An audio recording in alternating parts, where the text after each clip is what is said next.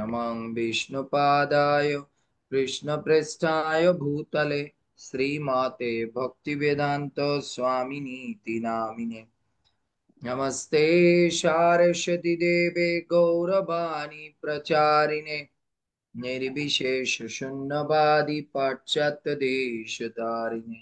जय श्री कृष्ण चैतन्य प्रभु नित्यानंद श्री अद्वैत गदाधर शिवसादि गौर भक्त वृंद।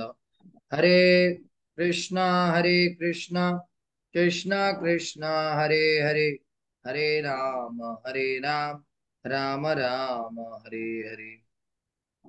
मुखं करोति वाचालं पंगुलंघायते गिरिं, यत्कृपातमहं वन्दे परमानंद माधवम। श्री ताप्त जीवनम कविवीरितं कल्मषापहम् श्रवणमङ्गलम् श्रीमदाततम् भ्रुवि गृह्णन्ति ते भूरिदा जना, भूरिदा जना। हरे कृष्णा। পরে গোপিকারা তো 19টা শ্লোকে এই গীতকে রচিত করেছেন, কিন্তু তার মধ্যে গুরুত্বপূর্ণ রচনা হচ্ছে এই 9 নম্বর শ্লোক। এটাকে ভাগবতের বা একজন সাধক ভক্তের জীবনের যে চরম পরম বস্তু, সেটা হচ্ছে তার জীবনে হচ্ছে ভগবানের কথা, তার উৎকর্ষতা, তার যে গ্রহণযোগ্যতা, তার যে মাধুর্য, তার যে স্বীকৃতি, যে কতটা গুরুত্বপূর্ণ তা গোপিকারা এই শ্লোকের মধ্যে তারা কি করেছেন, ব্যাখ্যা করেছেন। নট ফুললি, সো তারা এটা ব্যাখ্যা করেছেন। সো গতকাল আমরা একটা শ্লোকের এক কণিকার আমরা আলোচনা করেছিলাম, তব, তাই না? তব শব্দের অর্থ আমরা অনেকটা সময় উপলব্ধি, যে তব শব্দের দ্বারা গোপিকারা কি কি বুঝাতে চাচ্ছে। এরপরে বলছেন কথা, বুঝতে পেরেছেন? এরপরে শব্দ আসছে কথা, কারণ আমরা আগেই বলছি যে আমার পক্ষে তো সম্ভব না এই গোপিকাদের ভাব ফুটিয়ে তোলা, বাট আমরা এই শ্লোকগুলোর বা এই গীতগুলোর একটা আক্ষরিক অর্থ আমরা উপলব্ধি করতে পারলে, যদি গুরু কৃষ্ণের কৃপায় আমরা সেই আক্ষরিক অর্থের ভাবের মধ্যে প্রবেশ করতে পারি। যেরকম ধরুন, প্রেম শব্দের অর্থ কি? প্রেম শব্দের অর্থ যদি আমরা ধরি, এরকম নিঃস্বার্থ, নিঃস্বার্থ ভাবে কারোর জন্য কোনো কিছু করা, অহেতুকে অপ্রতিহত ভাব। এখন এই অহেতুকে অপ্রতিহত ভাবের যে মানে কথার যে ভাব, এটা একমাত্র গুরু কৃষ্ণের কৃপায় সম্ভব। কিন্তু লিটারেল মিনিংটা আমরা জানলাম যে প্রেম শব্দের অর্থ কি। তো এখানেও আমরা গতকাল তব শব্দের অর্থ উপলব্ধি করেছি, যে গোপিকারা তব শব্দের মধ্যে দিয়ে কত কিছু বুঝাতে চাচ্ছে। এরপরে আজকে হচ্ছে কথা, হ্যাঁ না? আচ্ছা, কথার উল্টা অর্থ কি হয়? কথার আরেকটা উল্টা অর্থ হচ্ছে থাকার। কথার উল্টা আরেকটা অর্থ হচ্ছে থাকার, বুঝতে পেরেছি? কথা আর এর উল্টা হচ্ছে থাকান, বুঝতে পেরেছি? আচ্ছা, থাকান মানে কি? থাকান মানে কি? মানুষ যখন কোনো কিছু কষ্ট, দুঃখ, ক্লিষ্ট হয়ে পড়ে, তখন তার কাছে এই কথাটা ভালো লাগে, ভগবানের কথাটা তার কাছে ভালো লাগে। তার মানে যিনি এই জীবনে জড়জগৎকে ভোগ করতে করতে জড়জগৎ থেকে সম্পূর্ণরূপে থাকা না হয়েছে, তার কাছে কৃষ্ণ কথা ভালো লাগবে না। এর জন্য গোপীরা বলছেন তব কথামৃত, প্রভু তোমার কথা, বুঝতে পেরেছে? এখন কোন কোন আচার্যগণ বলছেন কথা শব্দের আর এক অর্থ হচ্ছে লীলা। কথা শব্দের আর এক অর্থ হচ্ছে নাম, কথা শব্দের আর এক অর্থ হচ্ছে মন্ত্র, কথা শব্দের আর এক অর্থ হচ্ছে ভাব, কথা শব্দের আর এক অর্থ হচ্ছে মনের মানে যে স্মৃতি, এগুলো কথার মধ্যে দিয়ে প্রকাশ পায়। বুঝতে পেরেছি? এর জন্য বলছে তব কথামৃত, তোমার কথা, একমাত্র কৃষ্ণ তোমার কথা বা তোমার লীলা অমৃত, সেটা হচ্ছে কি অমৃতের মতো। বুঝতে পেরেছি? এখন আমাদের প্রশ্ন হচ্ছে, আচ্ছা, এই কথাকে অমৃতের সঙ্গে কেন তুলনা দেওয়া হয়েছে? এটার আমি একটা মিনিং বলেছি, যে গোপিকারা এই কথাকে অমৃতের সঙ্গে তুলনা করেছে এর জন্য যে অমৃত খেলে মৃত্যু হয় না। এর জন্য যদি কেউ ভগবানের কথা কি করেন, আস্বাদন করেন, তাহলে তার কোনোদিন কি হবে না, মৃত্যু হবে না। বুঝতে পেরেছি? তার কোনোদিন মৃত্যু হবে না। এর জন্য গোপিকারা বলছেন যে তব কথামৃত মানে হচ্ছে তোমার কথা হচ্ছে অমৃতের সমান, যে একবার এটা পান করবে তার কি হবে না, মৃত্যু হবে না। বুঝতে পেরেছি? তার কখনো মৃত্যু হবে না। এখন আমার আরেকটা প্রশ্ন, যে এই গোপিকারা ভগবানের কথাকে কেন অমৃতের সঙ্গে তুলনা করেছে? আমি যা যা বলি লিখে রাখবেন, কেন কিন্তু আপনি ভুলে যাবেন। এই ভগবানের কথাকে মানে গোপিকারা অমৃতের সঙ্গে কেন তুলনা করেছে?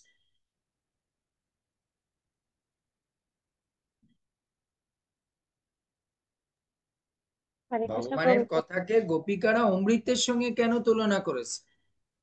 প্রভু, মানে যারা তো ভগবানকে ভালোবাসেন, আর যে যাকে ভালোবাসে তার কথাটা অমৃতের মতোই লাগে। তো এর জন্য বলছেন যে ভগবানের আপনার কথাটা সুন্দর বলেছে।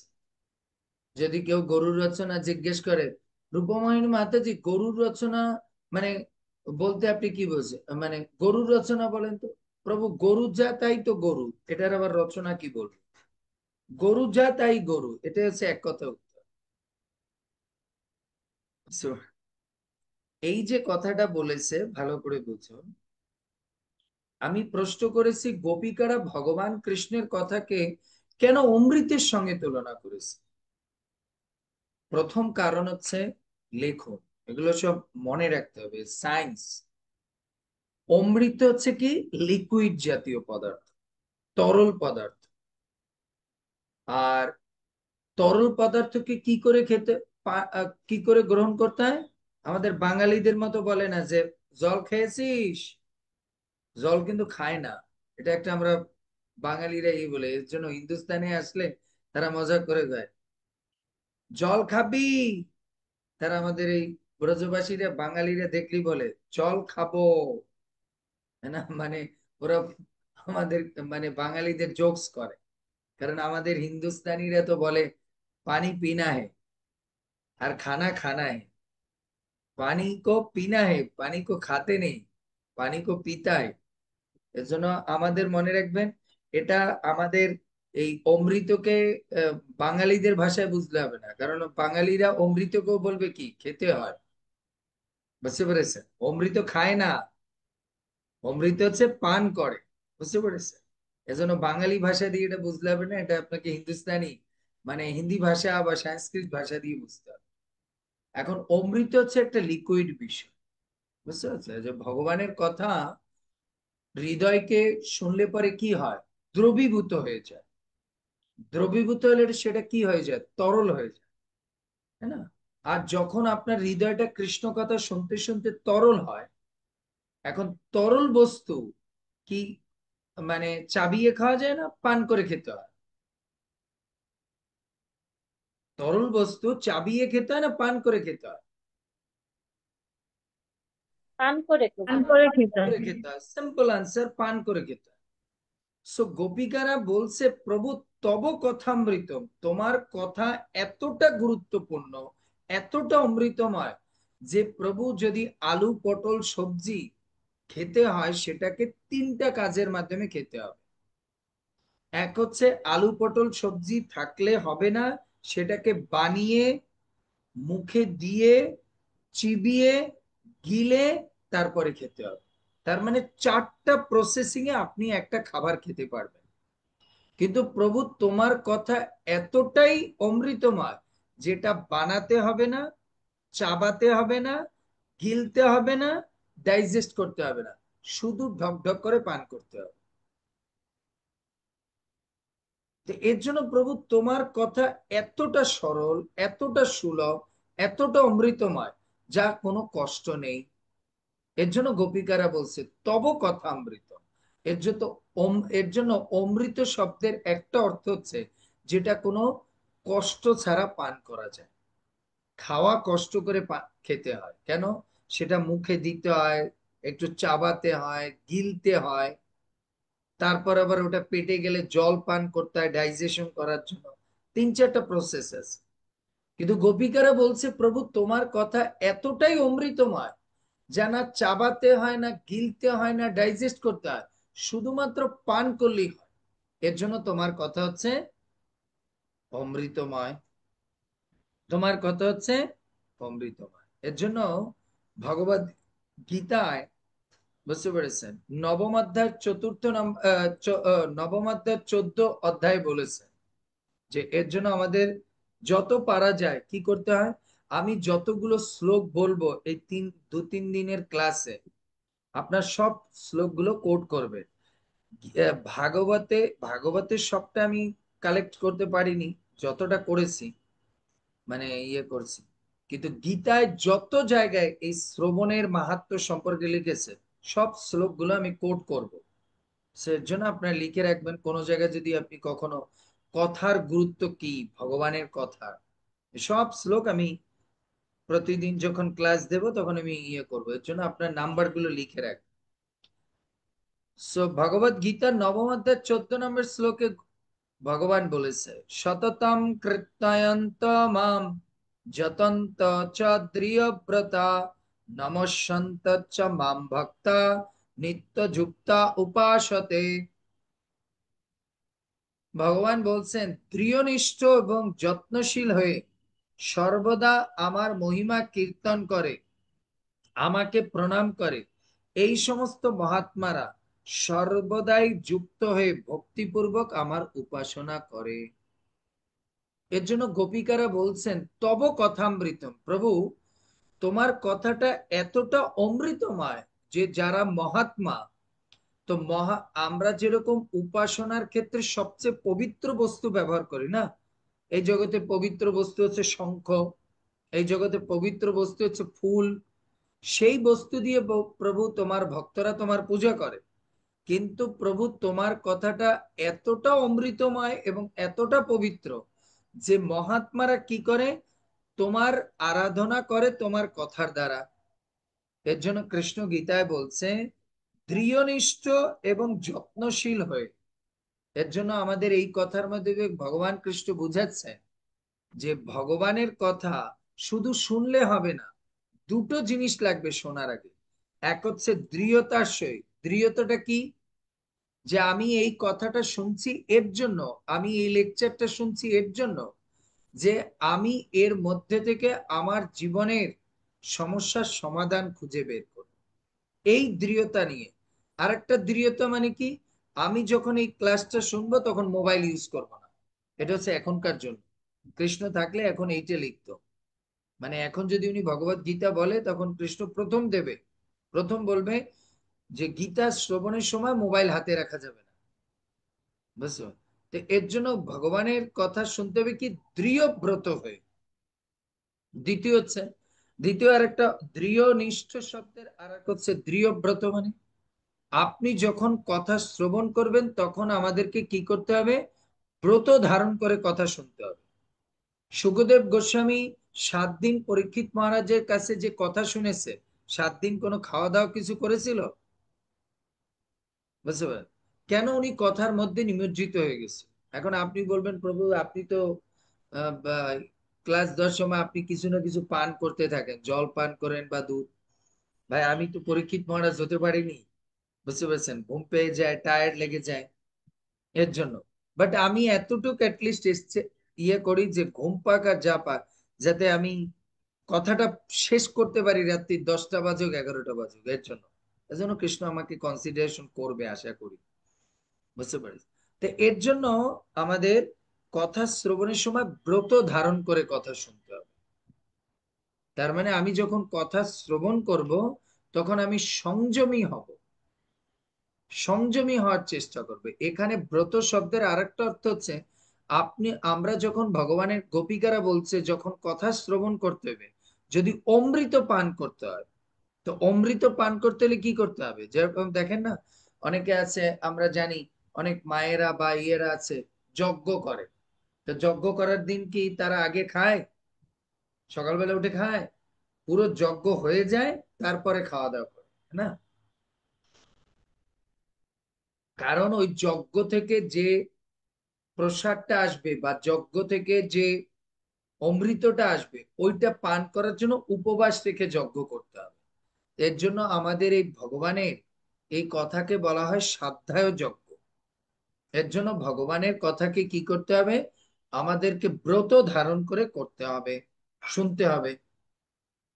এরপরে ভগবান বলছেন যে যত্নশীল হয়ে, তার মানে এই যত্নশীল শব্দের অর্থ কি? যখন ভগবানের কথা শুনবেন, তখন সোনালী মাতাজির মতো, লীলাশ্বরী মাতাজির মতো লিখতেই হবে। হ্যাঁ না, পরে পড়ি আর না পড়ি, অ্যাটলিস্ট লিখে তো রাখি। সোমা মাতাজির মতো লিখে রাখে, যেগুলো যখন বৌমা আসবে তখন মাথায় তেল দিবে, আমি পড়বো তখন। এজন্য এখন প্রভু লিখে। আমিও লিখছি প্রভু। তো এর জন্য যত্নশীল হতে হবে। ভগবান কৃষ্ণ বলছে কথা শোনার সময় যত্নশীল।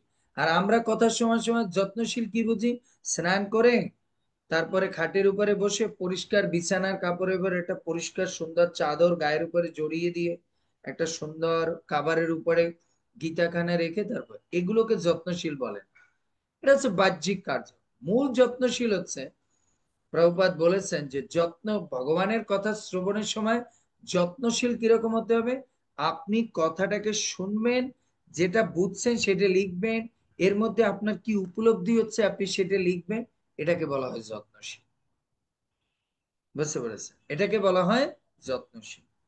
এরপরে ভগবান বলছে সর্বদা আমার মহিমা কীর্তন করে যে ভক্ত, আমাকে প্রণাম করে, এই সমস্ত মহাত্মারা সর্বদা যুক্ত হয়ে ভক্তিপূর্ণ পূর্বক আমার উপাসনা করে।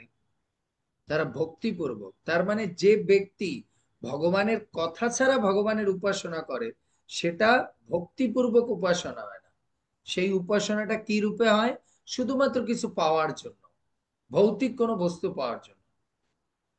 তার মানে সত্যিকার অর্থে যদি কথামৃত, তব কথামৃত, যদি আমাদের কথার অমৃতকে আস্বাদন করতে হয়, তাহলে ভগবান বলছে আমাদের ভক্তিপূর্ণ চিন্তা নিয়ে, শ্রদ্ধা ভক্তি নিয়ে কথা শ্রবণ করতে হবে। তাহলে ওই কথা পান করলে আমরা অমৃত পানের সমান হবে।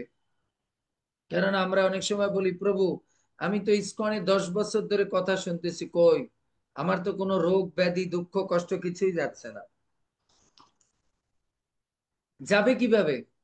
আপনি তো শ্রদ্ধা নিয়ে কথা শ্রবণ করেন না, শ্রদ্ধা ভক্তি নিয়ে শ্রবণ করেন না। এর জন্য আমাদের ভগবানের কথা শ্রবণের সময় শ্রদ্ধা ভক্তি নিয়ে শ্রবণ করতে হবে, বুঝতে পেরেছি? এর জন্য গোপিকারা এই কথা বলছে যে তব কথামৃতম তপ্ত জীবনম। আমরা বুঝতে পারলাম যে অমৃত পান করতে কোনো কষ্ট নেই, কিন্তু খাবার খেতে কষ্ট আছে। এর জন্য এটা সকলের কাছে কি সুলভ।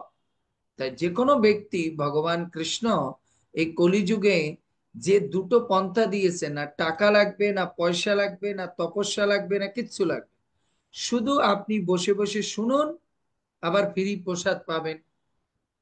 মন্দিরে যদি কেউ কথা শোনে, তখন তাকে ফ্রি কুপন দেয়, হ্যাঁ না?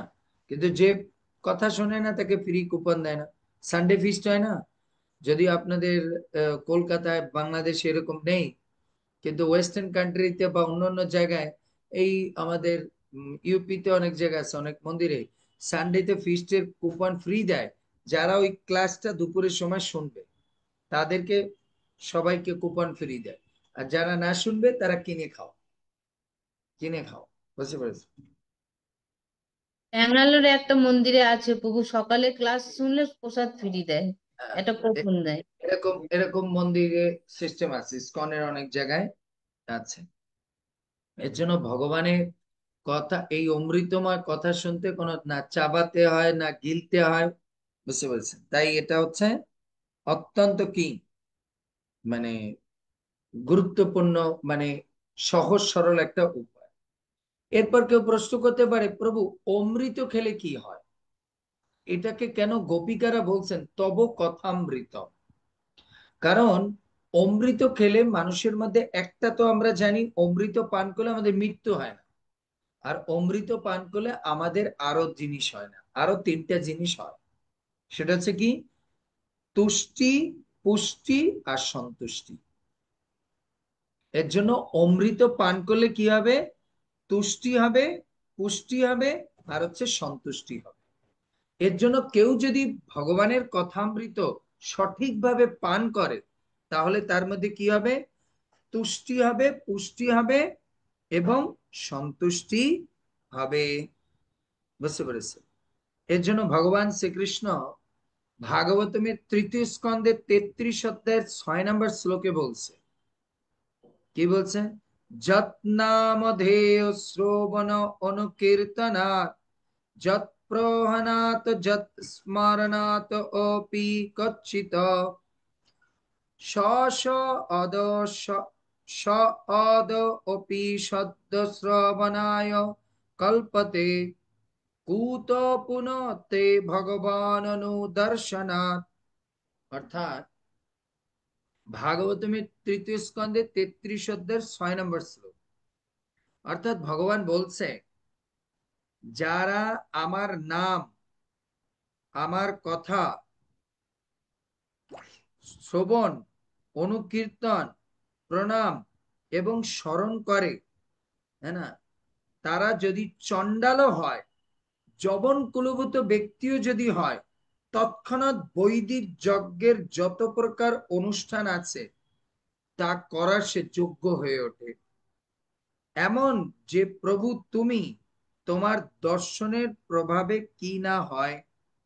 বলছে যা ভগবানকে দর্শন করলে জানা হয়, তার থেকেও বেশি হয় যদি ভগবানের কথা প্রতিদিন কেউ শ্রবণ করে, তাহলে সে পূজা করার, রান্না করার সব যোগ্য হয়ে ওঠে।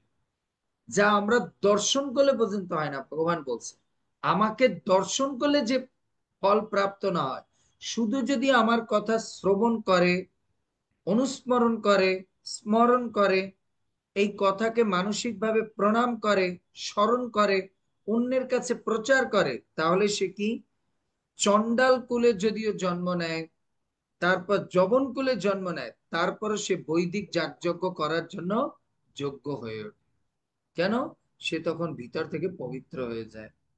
এর জন্য এই যে আমরা একটু আগে বলেছি, ভগবানের এই কথামৃত পান করলে তুষ্টি হবে, পুষ্টি হবে, সন্তুষ্টি হবে। তুষ্টি, পুষ্টি, সন্তুষ্টি তিনটা। এই পৃথিবীতে কোনোটা পান করলে হয়তো আপনার তুষ্টি মিলবে, পুষ্টি মিলবে না। আবার কোনোটা পান করলে আপনার পুষ্টি মিলবে, তুষ্টি মিলবে না। হ্যাঁ না? আর সন্তুষ্টি তো বহু দূরের কথা। দেখুন আমরা যখন দুঃখ কষ্ট পেয়ে মন্দিরে যাই, ভগবানের ক্লাস শুনি, হ্যাঁ না, অথবা আমাদের এই অনলাইনে ক্লাস শোনার পরে তখন আমরা কি বলি? হৃদয়টা একবারে ঠান্ডা হয়ে গেল, মনে হচ্ছে যে শান্তি লেগে গেল, প্রভু যা বুঝালো। সত্যিই তো জীবন তো ভগবানের সেবার জন্য। তার মানে আপনার ভিতরে ভগবানের কথা শুনলে আমাদের মধ্যে সন্তুষ্টি আসবে। বুঝতে পেরেছি? আর সন্তুষ্টি হওয়ার পরে অন্তিমে কি প্রাপ্ত হওয়া যায়? সন্তুষ্টির পরে আমাদের মধ্যে কি আসে বলুন দেখি? সন্তুষ্টি প্রাপ্ত হওয়ার পরে আমাদের মধ্যে কি প্রাপ্ত হওয়া যায়?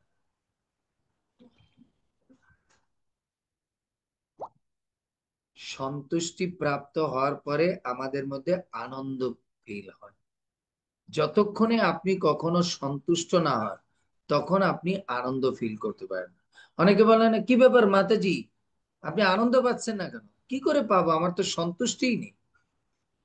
এর জন্য দেখেছেন, যারা অতিরিক্ত বিষয়ী হয়, কামী হয়, তারা কি হয়, তাদের নিজেদের সহায় সম্পত্তি, সৌন্দর্য, টাকা পয়সা, বাড়ি গাড়ি নিয়ে সন্তুষ্ট না। এর জন্য তারা সবসময় কি, একটা মুখ গোমড়া, হ্যাঁ না, কিরকম যেন একটা বিকট ভাবে থাকে। কারণ কি, তাদের ভিতরে সন্তুষ্টি নেই, এর জন্য তাদের ভিতরে কোনো আনন্দ নেই। আনন্দ নেই। বলুন তো, বাচ্চারা এত আনন্দে কেন থাকে? বাচ্চারা এত আনন্দে কেন থাকে? কারণ বাচ্চারা মা বাবার কথা অনুসারে চলে, মা বাবার কথার উপরে বিশ্বাস থাকে। এর জন্য ওদের জীবনে আনন্দ আছে। কেন? মা বলছে, এই তুমি এখন খেলা করো, 2টোর সময় খাবার হয়ে যাবে। আমরা কি চিন্তা করি, 2টোর সময় কি করে খাবার হবে, রান্না তো বসায়নি। বাচ্চারা মা বাবার কথা শোনে, এর জন্য ওদের মধ্যে সন্তুষ্টি আসে, আর ওদের এই সন্তুষ্টির জন্য ওরা আনন্দে থাকতে পারে। কিন্তু আমরা ভগবানের কথা শুনি না, এর জন্য আমাদের হৃদয়ের মধ্যে কোনো সন্তুষ্টি নেই, এর জন্য আমরা কোনো আনন্দ পাই না। এর জন্য জীবনে আনন্দ পেতে হলে আমাদের মধ্যে সন্তুষ্টি আনতে হবে। আর এই সন্তুষ্টি এই জগতে আপনি কোনো কিছু দিয়ে আনতে পারবেন না, যদি না একজন ব্যক্তি ভগবানের কথা না শুনে।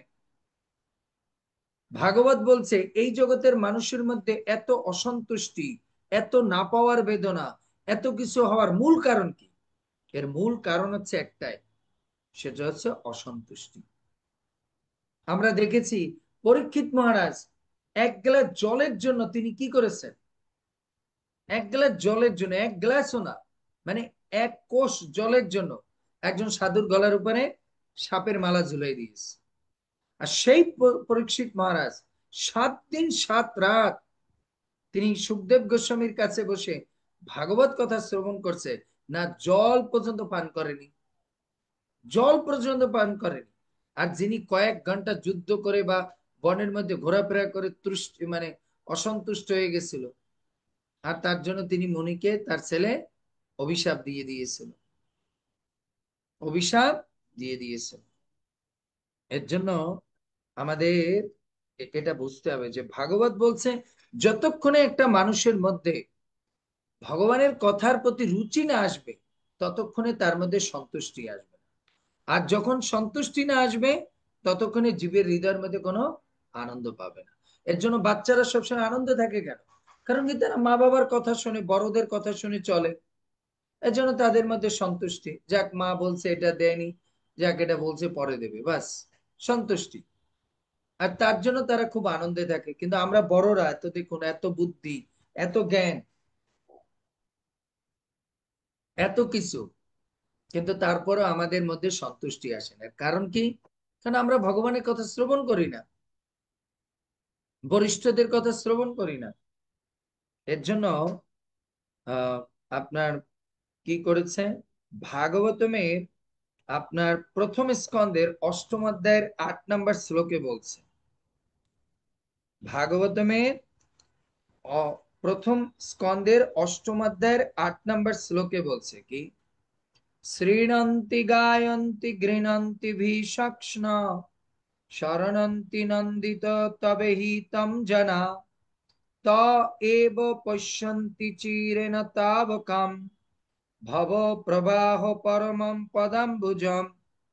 হে কৃষ্ণ, যারা তোমার অপ্রাকৃত চরিত্র কথা নিরন্তর শ্রবণ করতে থাকেন, কীর্তন করতে থাকেন, স্মরণ করতে থাকেন, আর অবিরাম পান করতে থাকেন, উচ্চারণ করতে থাকেন, অথবা অন্যে করলে তা আনন্দিত হন এবং তিনি তা শ্রবণ করেন, পান করেন, তারা অবশ্যই তোমার শ্রী পাদপদ্মের অচিরেই দর্শন লাভ করতে পারবে এবং জন্ম মৃত্যুর প্রবাহকে নিবৃত্ত করে তারা সন্তুষ্টি লাভ করতে পারবে। ভগবান ভাগবতে বলছে, একমাত্র সন্তুষ্টি আসবে কিসে? যদি কেউ প্রতিদিন ভগবানের কথা কোন তত্ত্বদ্রষ্টা মহাত্মাদের কাছ থেকে রেগুলার বেসিস শ্রবণ করে। তবে আবার মনে রাখবেন, এটা কিন্তু এলোপ্যাথিক না, এটা কিন্তু হোমিওপ্যাথি। ভগবানের কথা, এটা আবার লিখে রাখতে হবে, ভগবানের কথা কিন্তু এলোপ্যাথিক না, ভগবানের কথা হচ্ছে হোমিওপ্যাথি। এটা একটা লং টার্ম কোর্স, গ্রহণ করতে হবে, তাহলে আপনার জন্ম মৃত্যুর চক্র থেকে। এর জন্য গোপীরা বলছে না, তব কথামৃতম। এই মৃত্যুকে জয় করতে হলে একটা লং টার্মের কোর্স গ্রহণ করতে হবে, আয়ুর্বেদিক। বুঝতে পেরেছেন? এর জন্য আয়ুর্বেদিক গ্রহণ করতে হবে। এর জন্য ভগবানের কথা এরকম না যে একদিন শুনলেন আর আপনার সব মিটে গেল, তা না। আপনি নিরন্তর নিরন্তর, বুঝতে পেরেছেন? এর জন্য শাস্ত্রে বলছে না, নিত্যং ভাগবত সেবায়া। প্রতিদিন নিত্য, এক অর্থে নিত্য বলতে প্রতিদিন, আর এক অর্থে নিত্য বলতে শাশ্বত কাল পর্যন্ত। তার মানে আপনি এই জড় জগৎ এবং চিন্ময় জগৎ উভয় জগতেই আপনাকে এই কথা, কারণ কথা নিত্য। কৃষ্ণ নিত্য, তার কথাও নিত্য। আর এক অর্থে নিত্য শব্দের অর্থ হচ্ছে প্রতি ক্ষণে, প্রতি সময়, প্রতি ঘন্টায়, প্রতি আওয়ারে আমাদেরকে ভগবানের কথা শ্রবণ করে চলতে হবে। বুঝতে পেরেছি? এর জন্য শাস্ত্রে বলা হয় যে যে সন্তুষ্টি আসে কিসে, যত আমরা ভগবানের কথা নিষ্কপট চিত্তে পান করতে থাকবো। এজন্য ভগবান ভক্ত বলেছেন, হে শ্রীকৃষ্ণ, যারা তোমার অপ্রাকৃত চরিত্র কথা নিরন্তর শ্রবণ করে, কীর্তন করে, স্মরণ করে, উচ্চারণ করে এবং অন্যরা করলে আনন্দিত হয় এবং সে সেটা নিজে শ্রবণ করে, তারা অবশ্যই তোমার পাদপদ্মের দর্শন লাভ করবে, পাদপদ্মের দর্শন লাভ করবে এবং জন্ম মৃত্যুর প্রবাহকে নিবৃত করবে, নিবৃত করবে। উদাহরণ কে? এই শ্লোকের উদাহরণ কে? এই এই শ্লোকের উদাহরণ হচ্ছে কে? এই শ্লোকের এক উদাহরণ হচ্ছে পরীক্ষিত মহারাজ, আর এক উদাহরণ হচ্ছে কে? রাজা প্রতাপ রুদ্র। যে রাজা প্রতাপ রুদ্রকে ভগবান দর্শন দেবেনই না, বলছেন আমি বিষয় মানে সঙ্গ করি না, বিষয়ের দর্শন করি না, সেই রাজা প্রতাপ রুদ্র এই শ্লোকটা গায়ন করে, এই শ্লোকটা গায়ন করে তিনি চৈতন্য মহাপ্রভুকে এতটা প্রসন্ন করে দিয়েছিল, চৈতন্য মহাপ্রভু তাকে কি করেছিল? ষটভুজ রূপ দর্শন করে তাকে মুক্তি দান করেছিলেন। এর জন্য যে ব্যক্তি ভগবানের কথা শ্রবণ করবে, তার কি হবে? তার এরকম স্থিতি আসবে। বুঝতে পেরেছেন? এর জন্য বলছে তব কথামৃতম, তব কথামৃতম। প্রভু তোমার কথা হচ্ছে অমৃতের সমান। এর জন্য ভগবানের কথা তিনটা, ভগবানের কথার মধ্যে তিনটা জিনিস আছে। কি কি জিনিস আছে? মধুরতা আছে, মানে ভগবানের কথার মধ্যে তো অনেক কিছু আছে, আমি সেদিন 25টা না 21টা লিখিয়েছি যে ভগবানের কথা, কিন্তু মুখ্যত যদি সাধারণ দৃষ্টিতে দেখা যায় তো ভগবানের কথার মধ্যে কি আছে? মধুরতা আছে, মানে অমৃতত্ব আছে। দ্বিতীয় হচ্ছে ভগবানের কথার মধ্যে কি আছে? সরলতা আছে। ভগবানের কথার মধ্যে কোনো প্যাচ গোছ নেই। Stand there and do, stand there and do. ভগবানের কথার মধ্যে মধুরতা আছে, স্ট্যান্ড দেয়ার এন্ড ডু। ভগবানের কথার মধ্যে মধুরতা আছে, বুঝতে পেরেছ? কিন্তু ভগবানের কথার এই মধুরতা, বলবেন প্রভু বেশি মধু খেলে তো ডায়াবেটিস হবে, কিন্তু ভগবানের এই কথার মধু এমন যে মধু খেলে কারো ডায়াবেটিস হয় না, বরঞ্চ ডায়াবেটিস আরো চলে যায়। কেন? ডায়াবেটিস কখন হয়? যখন বেশি খায়, মিষ্টি খায়, পিরিচ কোলে আর খায়। বুঝতে পেরেছেন? আর খালি সারা দিন রাত খেতেই থাকে, তাদের এই ডায়াবেটিস হয়, বিপি হয়, তাই না? কিন্তু যারা ভগবানের কথা রস মধুরতা একবার পেয়ে যাবে, তাদের খাওয়া দাওয়াই ভুলে যাবে। ওই একটু সামান্য খাবে, তখন ডায়াবেটিস কন্ট্রোলে থাকবে। আর যদি খায়ও, বেশি মিষ্টি জাতীয় খাবে না, বেশি হেভি খাবার খাবে না, তাহলে ঘুম পেয়ে যাবে। যে তখন, এর জন্য ভগবানের কথার মধ্যে মিষ্টতা আছে, মধুরতা আছে। বুঝতে পেরেছে? আর এক দিক থেকে মধুরতা মানে সফটনেস আছে, আর দ্বিতীয় হচ্ছে কি ভগবানের কথার মধ্যে সরলতা আছে। ভগবানের কথার মধ্যে আপনি কোনো প্যাচ গোছ পাবেন না, যা কথা সরল, সহজ সরল সোজা সাপটা কথা বলা। বুঝতে পেরেছি? আজকে গীতায় আমরা পড়লাম না, কৃষ্ণ কি বলছে? প্রভু আপনার কথার মধ্যে তো দোচারিতা আছে, একটু আগে একরকম বলছেন, এখন আর একটা রকম বলছেন।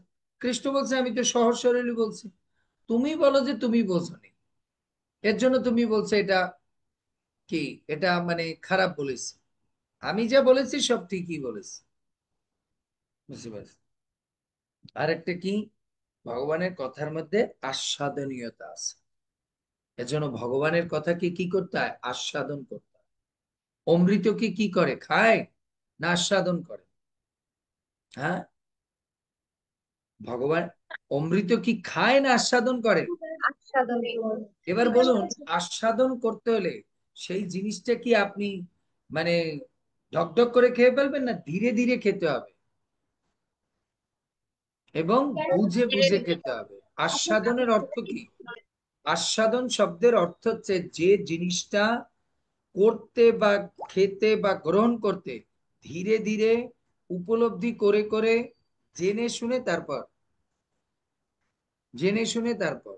আপনারা দেখেছেন যখন বন্ধু বান্ধবীরা কলেজে যায় বা স্কুলে মানে ক্যান্টিনে যায়, বা আপনারাও দেখেন না কোনো কোনো রেস্টুরেন্টে গোবিন্দায় এক গ্লাস শরবত নিয়ে বসেছে স্বামী স্ত্রী বা প্রেমিক, স্বামী স্ত্রী না, তারা বেশি সময় একসঙ্গে বসে না, স্বামী স্ত্রী ম্যাক্সিমাম হলে 10 মিনিট বসতে পারে, এরপরে চলে যায়। কিন্তু এটা বিয়ের আগে 10 ঘন্টা হয়ে যায় তারপরে ওঠে না, সুপার গ্লুর চেয়েও বেশি আঠা দিয়ে লাগানো আছে, শেয়ারই সারে না।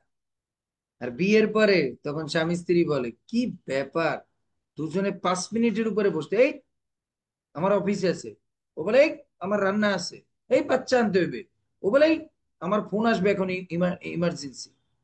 আর এইসব কোনো কথা থাকে না বিয়ের আগে। এর জন্য ভগবানের কথা হচ্ছে আস্বাদনীয়।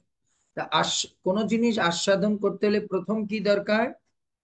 কোন জিনিস আস্বাদন করতে হলে প্রথম কি দরকার? সময় দেওয়া দরকার। কারণ আপনি যখন আস্বাদন করতে যাবেন তখন যদি একবারে মিলিয়ে তাড়াতাড়ি গপাগপ দেন তাহলে হবে না। আস্বাদন করতে হলে প্রথমে সেই জিনিসটাকে সময় দিতে হবে। দ্বিতীয় হচ্ছে ধীরে ধীরে খেতে হবে। আপনি যদি মনে করেন যে স্যার রাইস ডাল সবজি দেন, প্রভু মাতাজি দেন, এত সময় আপনি দাঁড়িয়ে আছেন আমার কষ্ট লাগে, দেন শাকও দেন, ডালও দেন, আর কি আছে, দেন দেন, সবই তো পেটের মধ্যেই যাবে, হ্যাঁ না? সব পেটের মধ্যে যাবে, দেন একবারে সব মিলিয়ে মাখা প্রসাদ মানে যাবে তো একই জায়গায়। বুঝতে পেরেছে? যাবে তো একই জায়গায়। তাই এর জন্য সব একসঙ্গে মিলিয়ে জিলিয়ে খেয়ে নিয়েছে। তো বলছে লেবুও দেন, তা সমস্ত কিছু ওই ইয়ের সঙ্গে মিলিয়ে টিলে তখন দেয় তিতা হয়ে গেছে, কিছুই যায় না। বুঝতে পেরেছেন? দুধের পায়েস টায়েস সব নিয়ে লেবু টেবু দিয়ে মেখে খেয়েছেন, দেয় তিতা লাগে। তখন বলে খেতে পারছেন না, বলে কি করে খাবো, সবে মিলিয়ে ফেলেছে। এর জন্য আস্বাদন করতে, ভগবানের কথা হচ্ছে আস্বাদন। এর জন্য কি করতে হবে, ধীরে ধীরে মানে মন দিয়ে শ্রবণ করতে হবে। আর প্রত্যেকটা শব্দকে উপলব্ধি করে, উপলব্ধি করে, যেরকম আমরা একটা কোনো খাবার খেতে গেলে তখন বলি বাহ মাতাজি আজকে যে আপনার পনির সবজিটা হয়েছে মা, এত টেস্টি, কেন প্রভু কি হয়েছে আপনার কাছে এত, না মাতাজি মনে হচ্ছে আজকে কামড় দিচ্ছি, মানে কামড় দিতে হয় না, মনে হচ্ছে পনিরটা একবারে মুখের মধ্যে দেওয়ার সঙ্গে যে গলে যাচ্ছে। এই যে কি আপনি বানিয়েছেন পনিরের পাতুরি, কি যে একটা টেস্ট, অপূর্ব অপূর্ব। আর তার মধ্যে যে আপনি একটু সর্ষে বাটাটার মধ্যে মানে একটু কাজু দিয়েছিলেন না, কিভাবে বুঝলেন মাতাজি? প্রভু আমি এটা অত্যন্ত ধ্যান দিয়ে ধীরে ধীরে আস্বাদন করছি, কারণ একটু কাজুর সেন্ট পাওয়া যাচ্ছে। লাস্টে মানে একটু ঘিও দিয়েছিলেন না? হ্যাঁ প্রভু দিয়েছিলাম। তো এগুলো কখন আপনি উপলব্ধি করতে পারবেন, যখন ধীরে ধীরে আপনি ওটাকে আস্বাদন করবেন। এর জন্য ভগবানের কথার মধ্যে মধুরতা আছে, ভগবানের কথার মধ্যে সরলতা আছে, আর ভগবানের কথার মধ্যে আস্বাদনীয়তা আছে। এর জন্য কথা নাই বলতেছে শোন শোন, কি বলছে, এক একটা শব্দের উপরে মন্থন করতে হবে, এক একটা শব্দের উপরে ধ্যান দিতে হবে। বুঝতে পেরেছে? এক একটা শব্দের উপরে ধ্যান দিতে হবে, হ্যাঁ না? বুঝতে পেরেছে? তো আজকে যেরকম এই যে গুরু মহারাজ যে কথা বলেছে, আমাকে একজনে প্রশ্ন করেছিল, সে প্রশ্নটা কি করেছে, আজকে গুরু মহারাজের ক্লাস কে শুনছে? সবাই শুনছে। আচ্ছা, গুরুমা যে একটা কথা বলছে, আমি জানতাম যে এই প্রশ্নটা কেউ না কেউ আমার কাছে করবে। হ্যাঁ, গুরুমাসকে একজনে প্রশ্ন করেছে, আপনারা জেনেছেন যে গুরুমাসকে লাস্ট যখন প্রশ্ন করে যে গুরুমা, যে আজকাল তো বাচ্চারা, এই যে আপনি যে গর্ভধান সংস্কারের কথা বললেন, কিন্তু আজকালকার তো বাচ্চারা বা আজকালকার ইয়াং ছেলেরা সেই রকম ব্রহ্মচর্য পালন করে না, হ্যাঁ না, তারা শরীর থেকে যে কোনো ভাবে তাদের শক্তিকে বিভিন্ন ওয়েতে, বিভিন্ন পর্নোগ্রাফি দেখে, তারপর বিভিন্ন ভাবে তারা তাদের শক্তিকে নষ্ট করে দেয়।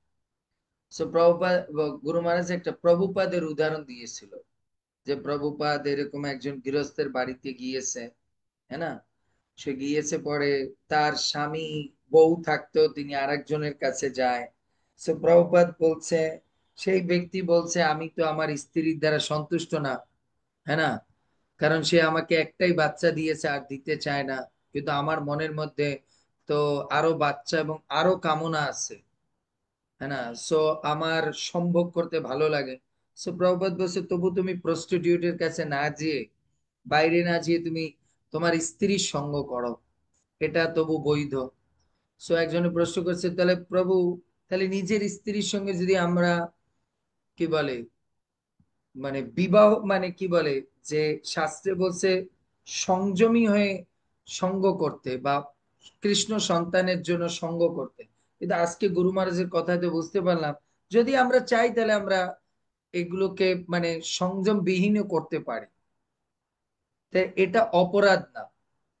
আমি বলছি, আপনি কথা শুনেছেন কিন্তু আপনি কথা বোঝেননি। আপনি ধীরে করে আবার রেকর্ডিংটাকে আপনি পুনরায় রিপিট করে শুনবেন। গুরু মহারাজ এটা বলেছে, যে প্রভুপাদ এটা বলেছে যে এটা পাপ না, বাট এটা কিন্তু ভক্তি। এটা পাপ না, ঠিক আছে, বাট এটা ভক্তির অনুকূল না। এখন তুমি যদি জড়জাগতিক হও, তাহলে তুমি এটা তোমার স্ত্রীকে যে কোনো ভাবে, তুমি যে কোনো সময় তার সঙ্গে সম্পর্ক করতে পারো, এটা পাপ না, কারণ সে তোমার লাইসেন্সধারী বা তোমরা বিবাহিত, কিন্তু এটা ভক্তির অনুকূল না, এটা মনে রাখতে হবে। এখন যদি তুমি সত্যিকারের ভক্তি পরায়ণ হতে চাও, তাহলে তোমাকে একটা সংযম নিয়ে চলতে হবে। তো এর জন্য কথাটা যদি মন দিয়ে না শোনে, আর কথাটা যদি উনি কি বুঝাতে চাচ্ছে এটা না বোঝে, আমি কি বুঝতে চাচ্ছি এটা বোঝে, তাহলে আমরা ভুল বুঝবো। তো তখন আমি বললাম, আপনি যখন ক্লাসটা শুনেছেন, তখন গুরু মহারাজ কি বুঝাতে চায় এটা আপনি বুঝতে চাননি, আমি কি বুঝতে চাচ্ছি এটা আপনি বুঝতে চেয়েছেন, এর জন্য আপনি বুঝতে পারেন। বুঝতে পেরেছেন? এর জন্য কথা বলছেন আস্বাদনীয়। এর জন্য ভগবানের কথা আমাদেরকে আস্বাদন করতে হবে। এর জন্য আস্বাদন করতে হলে আপনাকে সময় নিয়ে, ধীরে ধীরে এবং প্রত্যেকটা বিষয়কে উপলব্ধি করে করে তারপরে কি করতে হবে, মানে আপনাকে ভিতরে প্রবেশ করতে হবে, তাহলে আপনার ভিতরে কি হবে, ভাব আসবে। দেখুন, একই কথা শুনে কেউ কান্না করছে, একই কথা শুনে সে বলছে হয়েছে, এখন চলো প্রসাদ পেতে চায়। কারণ কি, উনি শুধু বসেছে টাইম পাস করতে, যে কখন 8টা বেজে যায়, 9টা বেজে যায়, নাহলে তো প্রসাদ পাবো না। আর একজনে বসেছে শুধুমাত্র ওই কথার অর্থকে উপলব্ধি করতে, এর জন্য উনি কান্না করছেন। এর জন্য গোপিকারা বলছে, তব কথাম অমৃতম। এর জন্য অমৃত কখন হবে, যখন আপনি বোঝার জন্য শ্রবণ করবেন। কিন্তু আমরা তো বোঝার জন্য শ্রবণ করি না, আমরা হচ্ছে জাস্ট ইয়ার এক্সারসাইজ করার জন্য শ্রবণ করি। বুঝতে পেরেছেন? এবার আস্বাদন কথার অর্থ বুঝছেন? এর জন্য শাস্ত্রে চৈতন্য চরিতামৃতের আপনার মধ্যলীলার 22 অধ্যায়ের 107 নম্বর শ্লোকে বলছে, 22 অধ্যায়ের 107 নম্বর শ্লোকে ভগবান কবিরাজ গোস্বামীপাদ বলছেন, কি বলছেন, নিত্য সিদ্ধ কৃষ্ণ প্রেম সাধ্য কবু নয়, শ্রবণাদি শুদ্ধ চিত্তে করয় উদয়। এর জন্য নিত্য সিদ্ধ কৃষ্ণ প্রেম সাধ্য কবু নয়, নিত্য সিদ্ধ কৃষ্ণ প্রেম শোনা, শ্রবণাদি শুদ্ধ চিত্তে করয় উদয়। তার মানে আপনি যখন নিত্য শ্রবণ করতে থাকবেন, আস্বাদন করতে থাকবেন, তখন আপনার মধ্যে কি হবে, তখন আমাদের মধ্যে শুদ্ধ চিত্ত হবে, আর তখন আমাদের শ্রবণটা প্রকৃত অর্থে হবে। এর জন্য নিত্য প্রেম পাওয়া এত সহজ না। কৃষ্ণ প্রেম, এটা যখন নিত্য শুদ্ধ চিত্তে শ্রবণ করতেই থাকবো, শ্রবণ করতে করতে যখন শুদ্ধতা আসবে, তখন ধীরে ধীরে আমরা এই প্রেম উপলব্ধি করতে পারবো। চৈতন্য চৈতামৃতে এর জন্য এই কথা বলেছে। বুঝতে পেরেছি? এর জন্য আরেকটা কথা আমাদের মনে রাখতে হবে, ভগবানের কথা আমি এর জন্য বলছি, ভগবানের কথা শ্রবণের জন্য না, ভগবানের কথা হচ্ছে, গভীরে বলছে আস্বাদনের জন্য। গভীরে বলছে তব কথামৃত, এর জন্য অমৃত হচ্ছে আস্বাদন, অমৃত কেউ খায় না, অমৃত আস্বাদন করে। এর জন্য কৃষ্ণ কথা, গৌর কথা, ভগবানের কথা হচ্ছে আস্বাদনের জন্য, ভগবানের কথা শ্রবণের জন্য না। বুঝতে পেরেছি? এর জন্য একটা কথা মনে রাখতে হবে, শ্রবণ করলে কি হয়, এবার লিখে রাখুন, শ্রবণ করলে জ্ঞানী হওয়া যায়। বুঝতে পেরেছেন? শ্রবণ করলে জ্ঞানী হওয়া যায়, কিন্তু আস্বাদন করলে তুষ্টি, পুষ্টি, সন্তুষ্টি আর আনন্দ প্রাপ্ত হওয়া যায়। শ্রবণ করলে আপনি জ্ঞানী হতে পারবেন, যাক শ্রবণ করতে বলছি, দেখি তো কি বলছে প্রভু, হ্যাঁ বলছে এটা, লেখি লেখি, এটা লেখে, হ্যাঁ এখানে এই শ্লোকটা বলছে, আমিও যখন কালকে ক্লাস দেবো এটা বলবো। হ্যাঁ হ্যাঁ, সৌমাতাই যে আমার পাশের বাড়ির মাসি এটা বলছে, দেখি, আমারে খালি বলে যে আমি কেন খালি ক্লাসে বসে থাকি, এই এই শ্লোক নাম্বারটা লিখে রাখি, এইটা ওনাকে বলতে হবে, কালকে ভাগবত দিয়ে দেখাইতে হবে। কি হলো, উনি জ্ঞানী হয়ে গেল, বাট ওনার মধ্যে কোনো প্রকার তুষ্টি, পুষ্টি, সন্তুষ্টি আর আনন্দ আসেনি।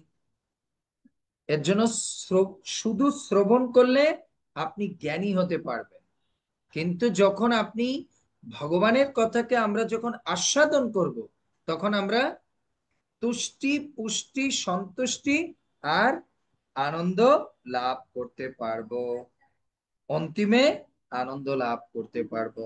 বুঝতে পেরেছেন? এর জন্য আনন্দটা কি? প্রেম। এর জন্য চৈতন্য চৈতন্য কি বলছে, নিত্য সিদ্ধ কৃষ্ণ প্রেম সাধ্য কবু নয়, শ্রবণাদি শুদ্ধ চিত্তে করয় উদয়। এর জন্য ভাগবতের দশম স্কন্ধের আপনার 14 অধ্যায়ের 3 নম্বর শ্লোকে কি বলছে, ভাগবতমের দশম স্কন্ধের 14 অধ্যায়ের 3 নম্বর শ্লোকে বলছে, জ্ঞানে প্রয়াসম উদপাস্য নমন্ত এব জীবন্তি সৎমুখরিতম ভবদৈবার্তম স্থানে স্থিতা শ্রুতি গতম তনুবাক মনভি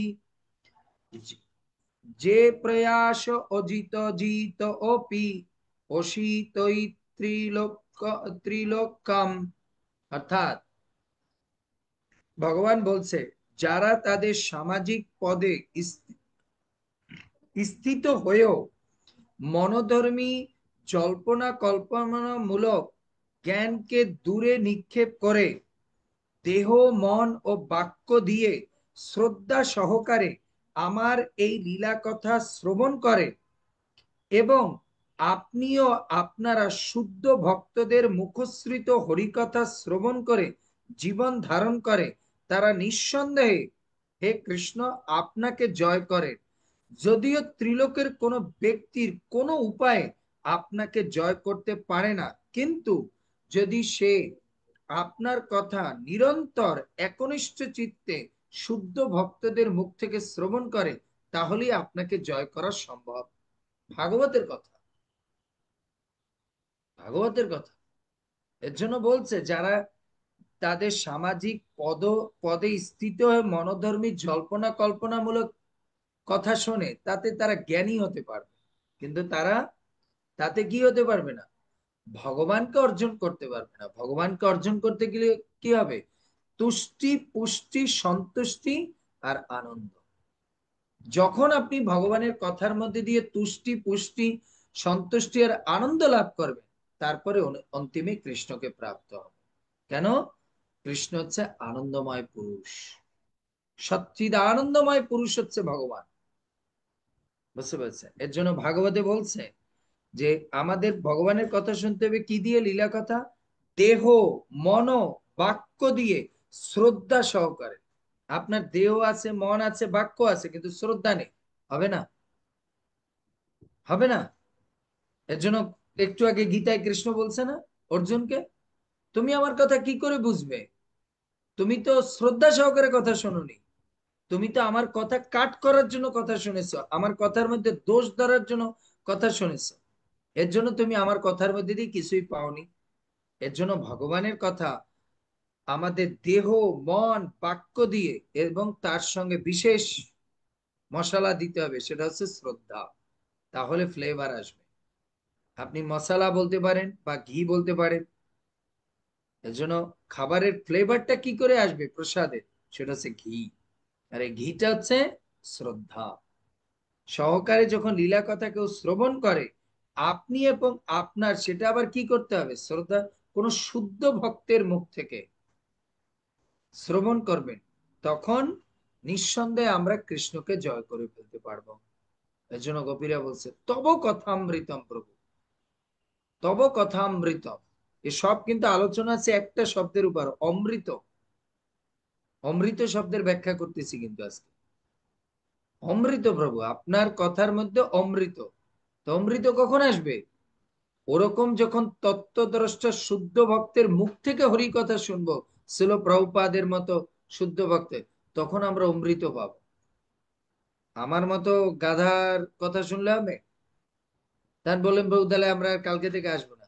না, আমি তো আমার নিজের কথা বলছি না, যা পড়ছি সুখদেব গোস্বামী ভাগবতে কি বলছে, কৃষ্ণ কি বলছে, প্রভুপাদ কি বলছে।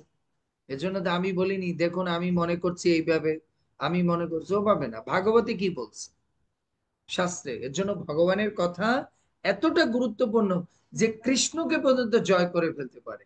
আর কৃষ্ণকে জয় করলে কি হবে? কৃষ্ণকে জয় করলে কি হবে? আমাদের আর মৃত্যু হবে?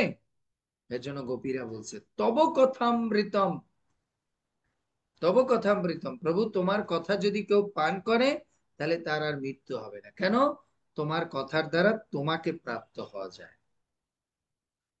কৃষ্ণকে প্রাপ্ত হওয়া যায় একমাত্র কৃষ্ণের কথার দ্বারা, না ভোগের দ্বারা, না আপনি উপহারের দ্বারা, গিফটের দ্বারা, কোনো কিছু না। কৃষ্ণকে প্রাপ্ত হওয়া যায় কৃষ্ণের নাম আর কৃষ্ণের কথা। তাই যে শ্রদ্ধা সহকারে বিনম্র চিত্তে কায় মনোবাক্যে কোন তত্ত্বদ্রষ্টা মহাত্মার কাছ থেকে প্রতিদিন অনুক্ষণ এই কথা শ্রবণ করে, স্মরণ করে, তার সেবা করে, তাহলে তার চিত্তের মধ্যে অমৃতত্ব প্রকাশিত হবে, অমৃতত্ব প্রকাশিত হবে। বুঝতে পেরেছি? এর জন্য বলছে যে যে জ্ঞানের জন্য শুনলে একবার শুনতে, এবার আরেকটা আমি বলছি যে ভগবানের কথা শোনার জন্য শোনা যাবে না, ভগবানের কথা আস্বাদনের জন্য শুনতে হবে। এখন প্রভু শোনার জন্য শুনলে কি সমস্যা? এই দুইটার একটা সাইড এফেক্ট, একটা সাইড এফেক্ট আছে আর একটা ভালো গুণ আছে। যদি আপনি ভগবানের কথা শোনার জন্য শোনেন, তাহলে একবার শুনলেই আর শুনতে ইচ্ছা করবে না। আর যদি ভগবানের কথা আপনি আস্বাদনের জন্য শ্রবণ করেন, আনন্দের জন্য শ্রবণ করেন, তাহলে বারবার শুনতে ইচ্ছে করবে, বারবার শুনতে ইচ্ছে করবে। বুঝতে পেরেছেন? ধরুন আপনি ধরুন এখন একটু কষ্টে আছেন, তো তখন আপনি কি করছেন? তখন আপনি বলুন মনটা খারাপ লাগছে, স্যার তো ওই গানটা একটু স্যার শুনি। তো ওই গানটা আপনি সবসময় শোনেন না, যখন আপনার মনটা খারাপ হয় তখন। আর যে গানটা আপনার আনন্দ লাগে, সেটা কি করে? আপনি হাঁটতে, বসতে, চলতে, বাথরুমে, সব জায়গায় আপনি ওই গানটা গান। বুঝতে পারেন? এর জন্য শোনার জন্য যদি কেউ ভগবানের কথা শোনে, তাহলে একবারের বেশি দুইবার আর শুনতে ইচ্ছা করবে। হয়েছে প্রভু তো একবার গীতা পড়াইছে, আবার কি, আবার পরে যাব। যেরকম আপনাদের অবস্থা, এখন আর গীতা খেলা শুনে কি হবে? ও তো প্রভু একবার পড়াইছে, দুইবার তিনবার হয়ে গেছে, আর কি শুনবো, আর কত? দীক্ষা হয়ে গেছে গুরু মহারাজের কাছে, আর কি? ভাগবত শেষ করে দিচ্ছে, চৈতন্য চরিতামৃত শেষ হয়ে গেছে, ভাগবতামৃত শেষ হয়ে গেছে, বৃহৎ ভাগবতম শেষের পর্যায়ে, চৈতন্য ভাগবত শেষে, আর কত গ্রন্থ ভগবান লিখে লিখেও শেষ করতে পারবেন, আমি যা পড়ে শেষ করছি। বুঝতে পেরেছেন? কারণ আমরা তো শোনার জন্য শ্রবণ করি, কিন্তু ভগবান বলছে আমার কথা শোনার জন্য শ্রবণ করবে না, তাহলে ঠকবে, তাহলে একবারে বেশি। এর জন্য আমরা পেপার পত্রিকা কি জন্য পড়ি? জ্ঞানের জন্য পড়ি। এর জন্য কেউ যদি ভগবানের কথা জ্ঞানের জন্য পড়ে, তাহলে একবারে বেশি দুবার শুনতে ইচ্ছে করবে না।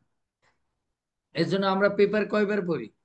সকালে এই দেখতো আজকে নিউজটা কি হয়েছে, কালকে ইসরায়েলে কয়টা বোম ফাটছে, দেখতো ইরানে কয়টা বোম ফাটছে, কোন জায়গার হাসপাতাল শুনেছি মাইক্রোসফটের ওখানে কয়টা মরছে দেখতো, হ্যাঁ 10টা মরছে, 50টা ইনজুরি হয়েছে, সকাল 10টার সময় বোম মারছিল এই করছে বাস। বিকালে যদি পারে আবার পড়বো যে ইসরায়েলকে, আর ওটা কি পড়বো, তো শুনেছি যে এতজন মারা গেছে, এত ইনজুরি হয়েছে, এত কয়টার সময়, বাস বাদ দে, খবর ছাড়, দেখ আপডেট কোনো মেসেজ আছে কিনা। তো এর জন্য যখন আপনি জ্ঞানের জন্য পড়বেন তখন একবারের বেশি দুবার শুনতে ইচ্ছা করবে না, বুঝতে পেরেছি? ইচ্ছা করবে, কিন্তু যদি আস্বাদনের জন্য, তখন বারবার খেতে হয়।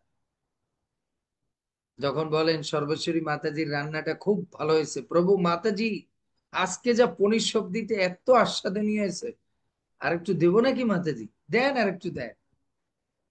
আবার খেলো, অচ্যুত প্রিয়া মাতাজি বলে মনে হয় প্রভুর ভালোই লেগেছে, আর একটু দিক প্রভু, ঠিক আছে দেন। নরসিংহ প্রভুর মতো 2টা রসগোল্লা খাওয়ার পরে যদি বলে কেমন হয়েছে, না মজা হয়েছে, মায়াপুরের রসগোল্লা মানে আমাদের সেই ওই কলকাতার রসগোল্লা, তা আর 2টা দিক দেন যেহেতু বলছেন। আমি তো আবার কখনো প্রসাদে না করি না, প্রসাদে যদি অবজ্ঞা হয়, দিল আরো 2টো, তাই না?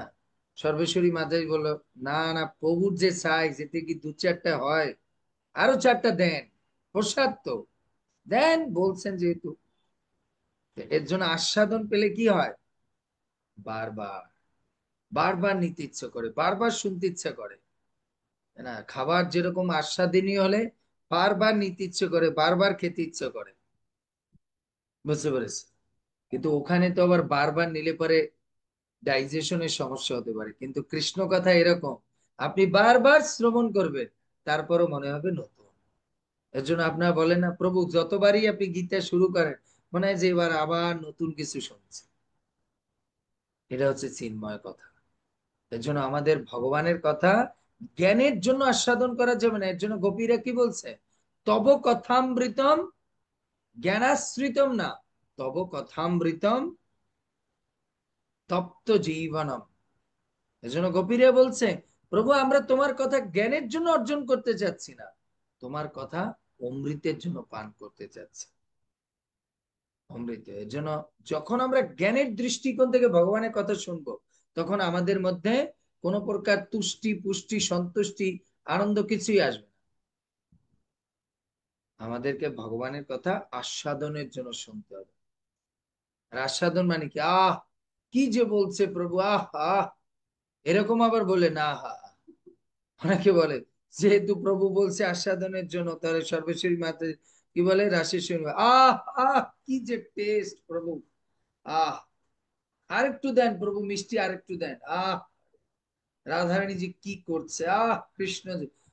এটা না আস্বাদন। এবার একটা বুঝো, আস্বাদন কোথা থেকে হয়, জিহ্বা থেকে না ভিতর থেকে? এর জন্য আস্বাদন ভিতর থেকে হয়। এর জন্য ওটা বাইরে প্রকাশ করা যায় না। ভিতরের জিনিস যদি একবার বাইরে এসে যায়, তখন আর ওর মধ্যে আর আস্বাদন থাকে না, তখন ওটা নষ্ট হয়ে যায়, নষ্ট হয়ে যায়। এর জন্য বলছে প্রেম হচ্ছে ভিতরের জিনিস, প্রেমকে যখন বাইরে নিয়ে আসবেন তখন প্রেম উল্টো হয়ে যাবে, বেস্বাদ হয়ে যাবে, তখন প্রেম কামে পরিণত হবে, বুঝতে পেরেছে? এর জন্য ভগবত কথার যে অমৃত, যে আনন্দ, বুঝতে পেরেছেন, এটা শুধুমাত্র যে শোনে সে নিজেই উপলব্ধি করতে পারে। বাইরের লোকদের আমরা এটাই বলতে পারবো খুব ভালো লেগেছে কথা, ক্লাসটা খুব ভালো লেগেছে, কিরকম ভালো লেগেছে, বলছি এটা তো এক্সপ্লেনেশন করা অসম্ভব। ভালো লাগা ভালোবাসা এগুলো কখনো এক্সপ্রেশন করা যায় না, এটাকে ফিল করতে হয়, এটাকে ফিল করতে হয়। এর জন্য ভগবানের কথা জ্ঞানের জন্য পড়া যাবে না, ভগবানের কথা আস্বাদনের জন্য পড়তে হবে, তাহলে বারবার শুনতে ইচ্ছে করবে, বারবার আপনি পড়লে নতুন কিছু প্রাপ্ত হবে। আর জ্ঞানের জন্য বলে জানি তো, ওইটাই বলছে প্রভু, ওই ওই সেই একই কথাই বলবে। যাক, ওই যেহেতু উনি গোপী গীত পড়াচ্ছে এই কয়দিন ছুটি নি, ওই একই কথাই তো বলছে, গোপীরা কাঁদতেছে। প্রতিদিন আপনি চিন্তা করবেন আজকে যে কোনো একটা লাইন নতুন আসবে, কৃষ্ণ পাঠাবে, দেখবেন আপনি এই মনোভাবনা নিয়ে যখন ভগবানের কথা শ্রবণ করবেন, দেখবেন আজকে আপনি কোনো না কোনো একটা নতুন লাইন পাবেন যা আপনার জীবনের জন্য মিলে যাবে। বুঝতে পেরেছেন? এর জন্য গোপীরা বলছে তব কথামৃতম তপ্ত জীবনম। এর জন্য প্রভু তোমার কথা হচ্ছে অমৃত সম, অমৃত। মৃত্যুকে পর্যন্ত নাকচ করে দিতে পারে, মৃত্যুকে পর্যন্ত কি করতে পারে, ধ্বংস করে দিতে পারে। এর জন্য আপনার ইয়ে ভাগবতমের দশম স্কন্ধের প্রথম অধ্যায় 4 নম্বর শ্লোকে বলছে, ভাগবতমের দশম স্কন্ধের প্রথম অধ্যায় 4 নম্বর শ্লোকে বলছে, কি বলছে, নিবৃত তসৈ উপগীয়মান ভব ঔষধাৎ শ্রোতমান অভিরমাৎ ক উত্তম শ্লোক গুণানুবাদাৎ পুমান বীর বিরজেত বিনা পশুঘাত। পরমেশ্বর ভগবানের মহিমা কীর্তিত হয় গুরু পরম্পরা ধারা অনুসারে। এই জড়জগতের ক্ষণস্থায়ী মিথ্যা গুণ কীর্তনে যারা আদৌ আগ্রহী নয়, তারাই ভগবানের মহিমা কীর্তন শুনে করে আনন্দ লাভ করে। সুখদেব গোস্বামী বলছে যে একটু আগে, যারা জ্ঞানের জন্য শোনে তারা কখনো আনন্দ পায় না। এর জন্য বলছে সুখদেব গোস্বামী যে যারা এই জড়জগতের মিথ্যা গুণকীর্তনে যারা যারা আদৌ আগ্রহী নয়, যারা এই ভৌতিক জগতের কোনো কথাবার্তা ওই পেপার পত্রিকার প্রতি আগ্রহ না, তারা ভাগবত কথায় মজা পাবে। কিন্তু যারা টিভি, রিল, ফেসবুক, ইনস্টাগ্রাম, ওই পেপার পত্রিকা, নিউজ এর প্রতি বেশি আকৃষ্ট হবে, তারা কখনো ভগবানের কথায় রুচি পাবে না। ভগবানের নিজের মুখের কথা, বুঝতে পেরেছেন? ভবরোগের অধীনে যারা জন্ম মৃত্যুর চক্রে আবর্তিত হচ্ছে, সেই সমস্ত দেহবদ্ধ জীবদের পক্ষে ভগবানের মহিমা শ্রবণ কীর্তন হলো যথার্থ ঔষধ।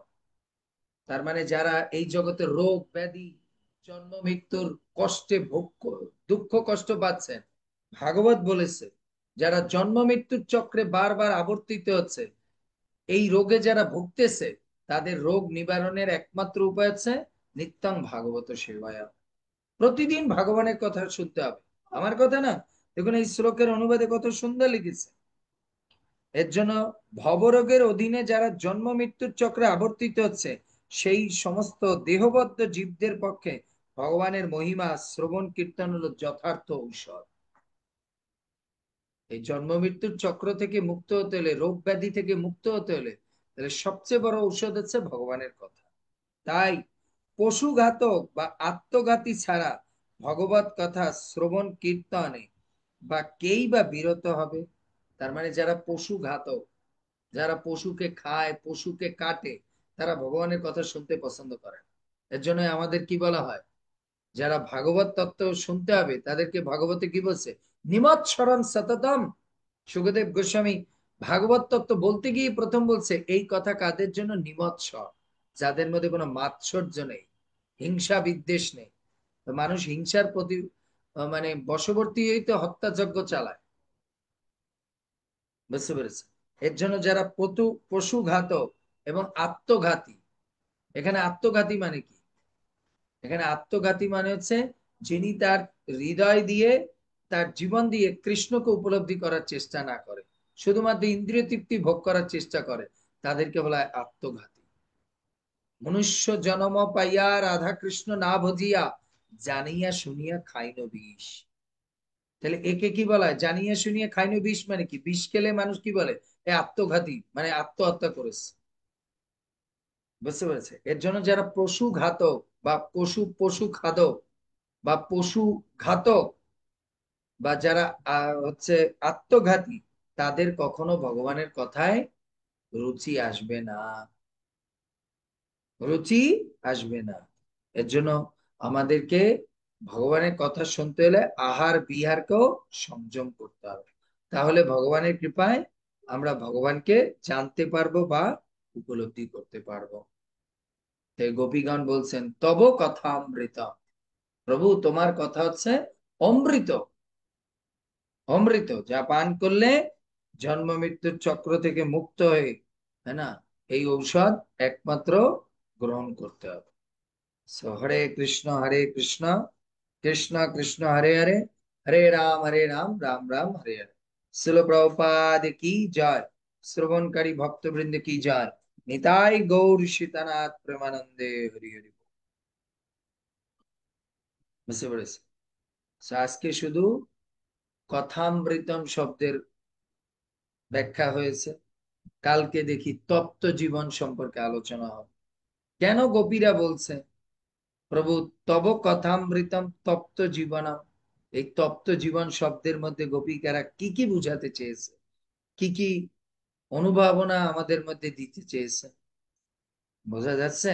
এক এক শব্দ, এক এক ওয়ার্ড, এক এক অক্ষরের মধ্যে কত কত রহস্য লুকিয়ে আছে। এজন্য ভগবানের কথা হচ্ছে রহস্যময়ী। একে উপলব্ধি করতে হলে কি করতে হবে? এজন্য এই লাইনটা লিখে রাখতে হবে, ভগবত কথা কৃষ্ণ কথা হচ্ছে রহস্যময়ী। এর জন্য রহস্যের জালকে যদি উন্মোচন করতে হয় তাহলে কি করতে হবে? ওর ভিতরে প্রবেশ করতে হবে। সামনে আপনাদের শ্লোক শোনাবো। সুখদেব গোস্বামী বলছে, হে পরীক্ষিত, কৃষ্ণ কথা হচ্ছে রহস্যময়ী। এর জন্য এর জালকে যদি তোমাকে উন্মোচন করতে হয়, এর ভিতরে কি আছে, তাহলে তোমাকে এর ভিতরে প্রবেশ করতে হবে। তাহলে তুমি বুঝতে পারবে যে এর মধ্যে কি আছে। যে এত টাকা পয়সা বাড়ি গাড়ি পেয়েও তার ভৌতিক জগতের প্রতি বিন্দু মাত্র ভ্রুক্ষেপ নেই। কিছু তো একটা আছে, কিছু তো একটা আছে। বুঝতে পেরেছি? হরে কৃষ্ণ, জয় শ্রী প্রভু। কারো কোনো প্রশ্ন?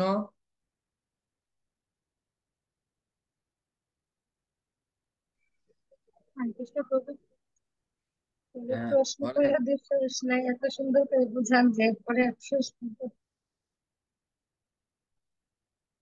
যে বলেন।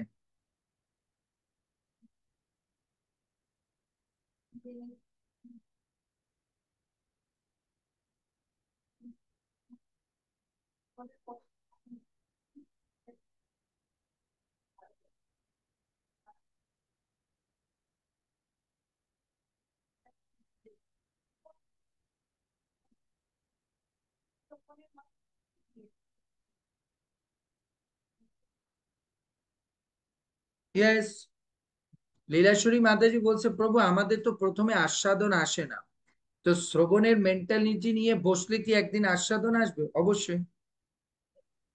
আগে তো শ্রবণে আসতে হবে, তারপরে আস্বাদনে আসবে।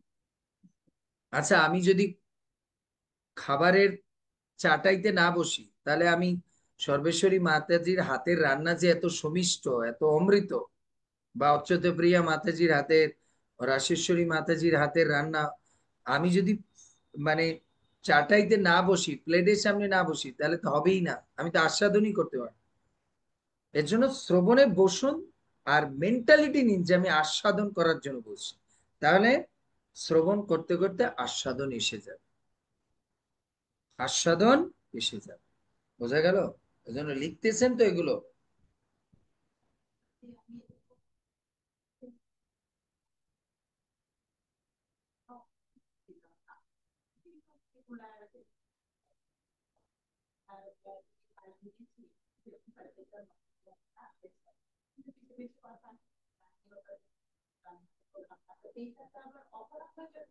উনি বলছে যে প্রভু আমি ধরুন একটা সিস্টেম বানিয়ে নিলাম যে আমি শুনছি, যেটা হয়তো আমি জানি সেটা লিখলাম না বা অত ধ্যান দিলাম না, যেটা না জানি সেটা একটু লিখলাম, হ্যাঁ সেটা ধ্যান দিলাম না। চেষ্টা করতে হবে, আমি জানলেও তার মধ্যে কি করতে হবে, অ্যাটেনশন দিতে হবে, তাহলে না আপনি ভালোবাসেন। এর জন্যই তো বলছে না, যদি আপনি জ্ঞানের জন্য বসেন তাহলে একবারই শুনলে মনে হয় তোর এটা তো শুনেছি, কিন্তু যখন আস্বাদনের জন্য বসবেন, তখন যেরকম আস্বাদনের জন্য আজকে আপনি কি করলেন, অচ্যুতা প্রিয়া মাতাজির আচার খেলাম, খুব ভালো লাগলো, তা কালকে যদি বলে প্রভু আজকেও কি আচার, তো অবশ্যই মাতাজি কালকে যা ভালো হয়েছে আচারটা দেন দেন, থাকলে দেন। আর যদি আমাদের করলা দেয়, প্রভু কালকে তো করলা খেয়েছে, আজকে মাতাজি আর দিয়েন না, আজকে আজকে করলা দিয়েন না। আজকে এমনিতে ভাজা দিয়ে শুরু করেন কেন? প্রভু ওটা খুব তিতা, মাতাজি খুব তিতা। কালকে খেয়েছি তো হয়েছে, ভগবান বুঝতে পেরেছে। তার মানে আপনার ওটা জ্ঞানের জন্য গ্রহণ করেছিলেন। কিন্তু আপনি যদি চিন্তা করতেন না আমার এই পেটের জন্য এটা ভালো হবে, আমার রোগের জন্য ভালো হবে, তখন বলতেন না দেন, দেন। বুঝতে পেরেছেন? না, এটা কোনো অপরাধ, হ্যাঁ না। উনি বলেছে যে আমি যদি ধরুন কোনোটা একটু মানে চিন্তা করলাম এটা জানি এটা লেখার দরকার নেই, তাহলে কি এটা অপরাধ? না, এটা অপরাধ হবে না। ভগবান অ্যাটলিস্ট দেখছো, শুনতেছে তো। এই এই জগতের মানুষ তো শোনেই না। বুঝতে পেরেছেন? এর জন্য কৃষ্ণ কথা আমাদের জীবনের কোন ধরনের প্রবলেম, আপনি জন্ম, মৃত্যু, জরা, ব্যাধি, দুঃখ, দোষণা, সব এই কৃষ্ণ কথা। আপনার অভাব, অনটন, মানসিক অশান্তি, স্বামী স্ত্রীর মধ্যে অশান্তি, ঘরের কোনো অশান্তি, সব মিটে যাবে যদি আমরা মনোযোগ সহকারে প্রত্যেক দিন রেগুলার বেসিস আমরা কিছু সময় করে। ওই জন্য প্রভুপাদ বলছে মিনিমাম 2 ঘন্টা একজন ভক্তদের শ্রবণ করতে হবে।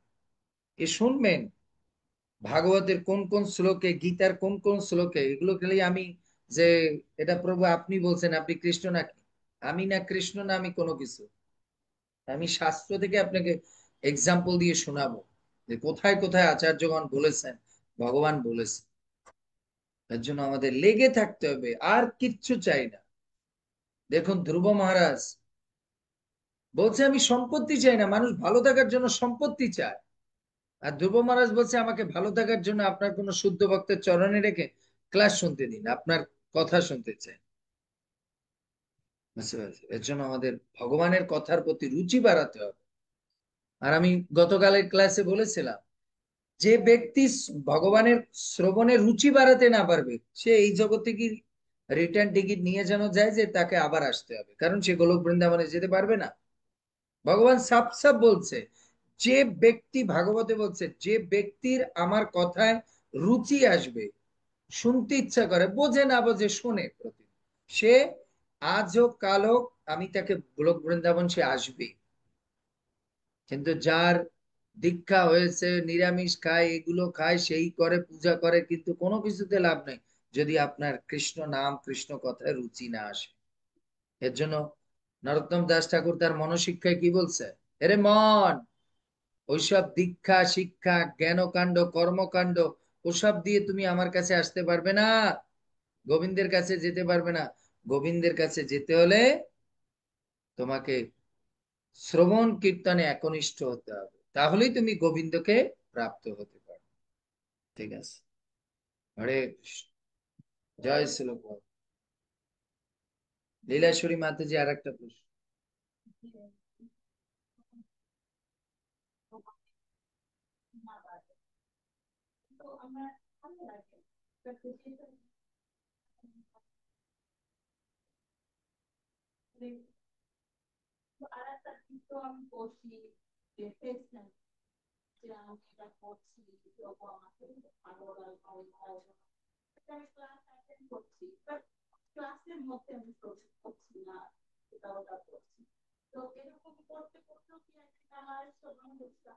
লীলাশ্বরী মাতাজি বলছে প্রভু ধরুন আমি ক্লাসে পড়ছি কিন্তু আমার মন নেই, শুধু ফেস ভ্যালু দেখানোর জন্য পড়ছি।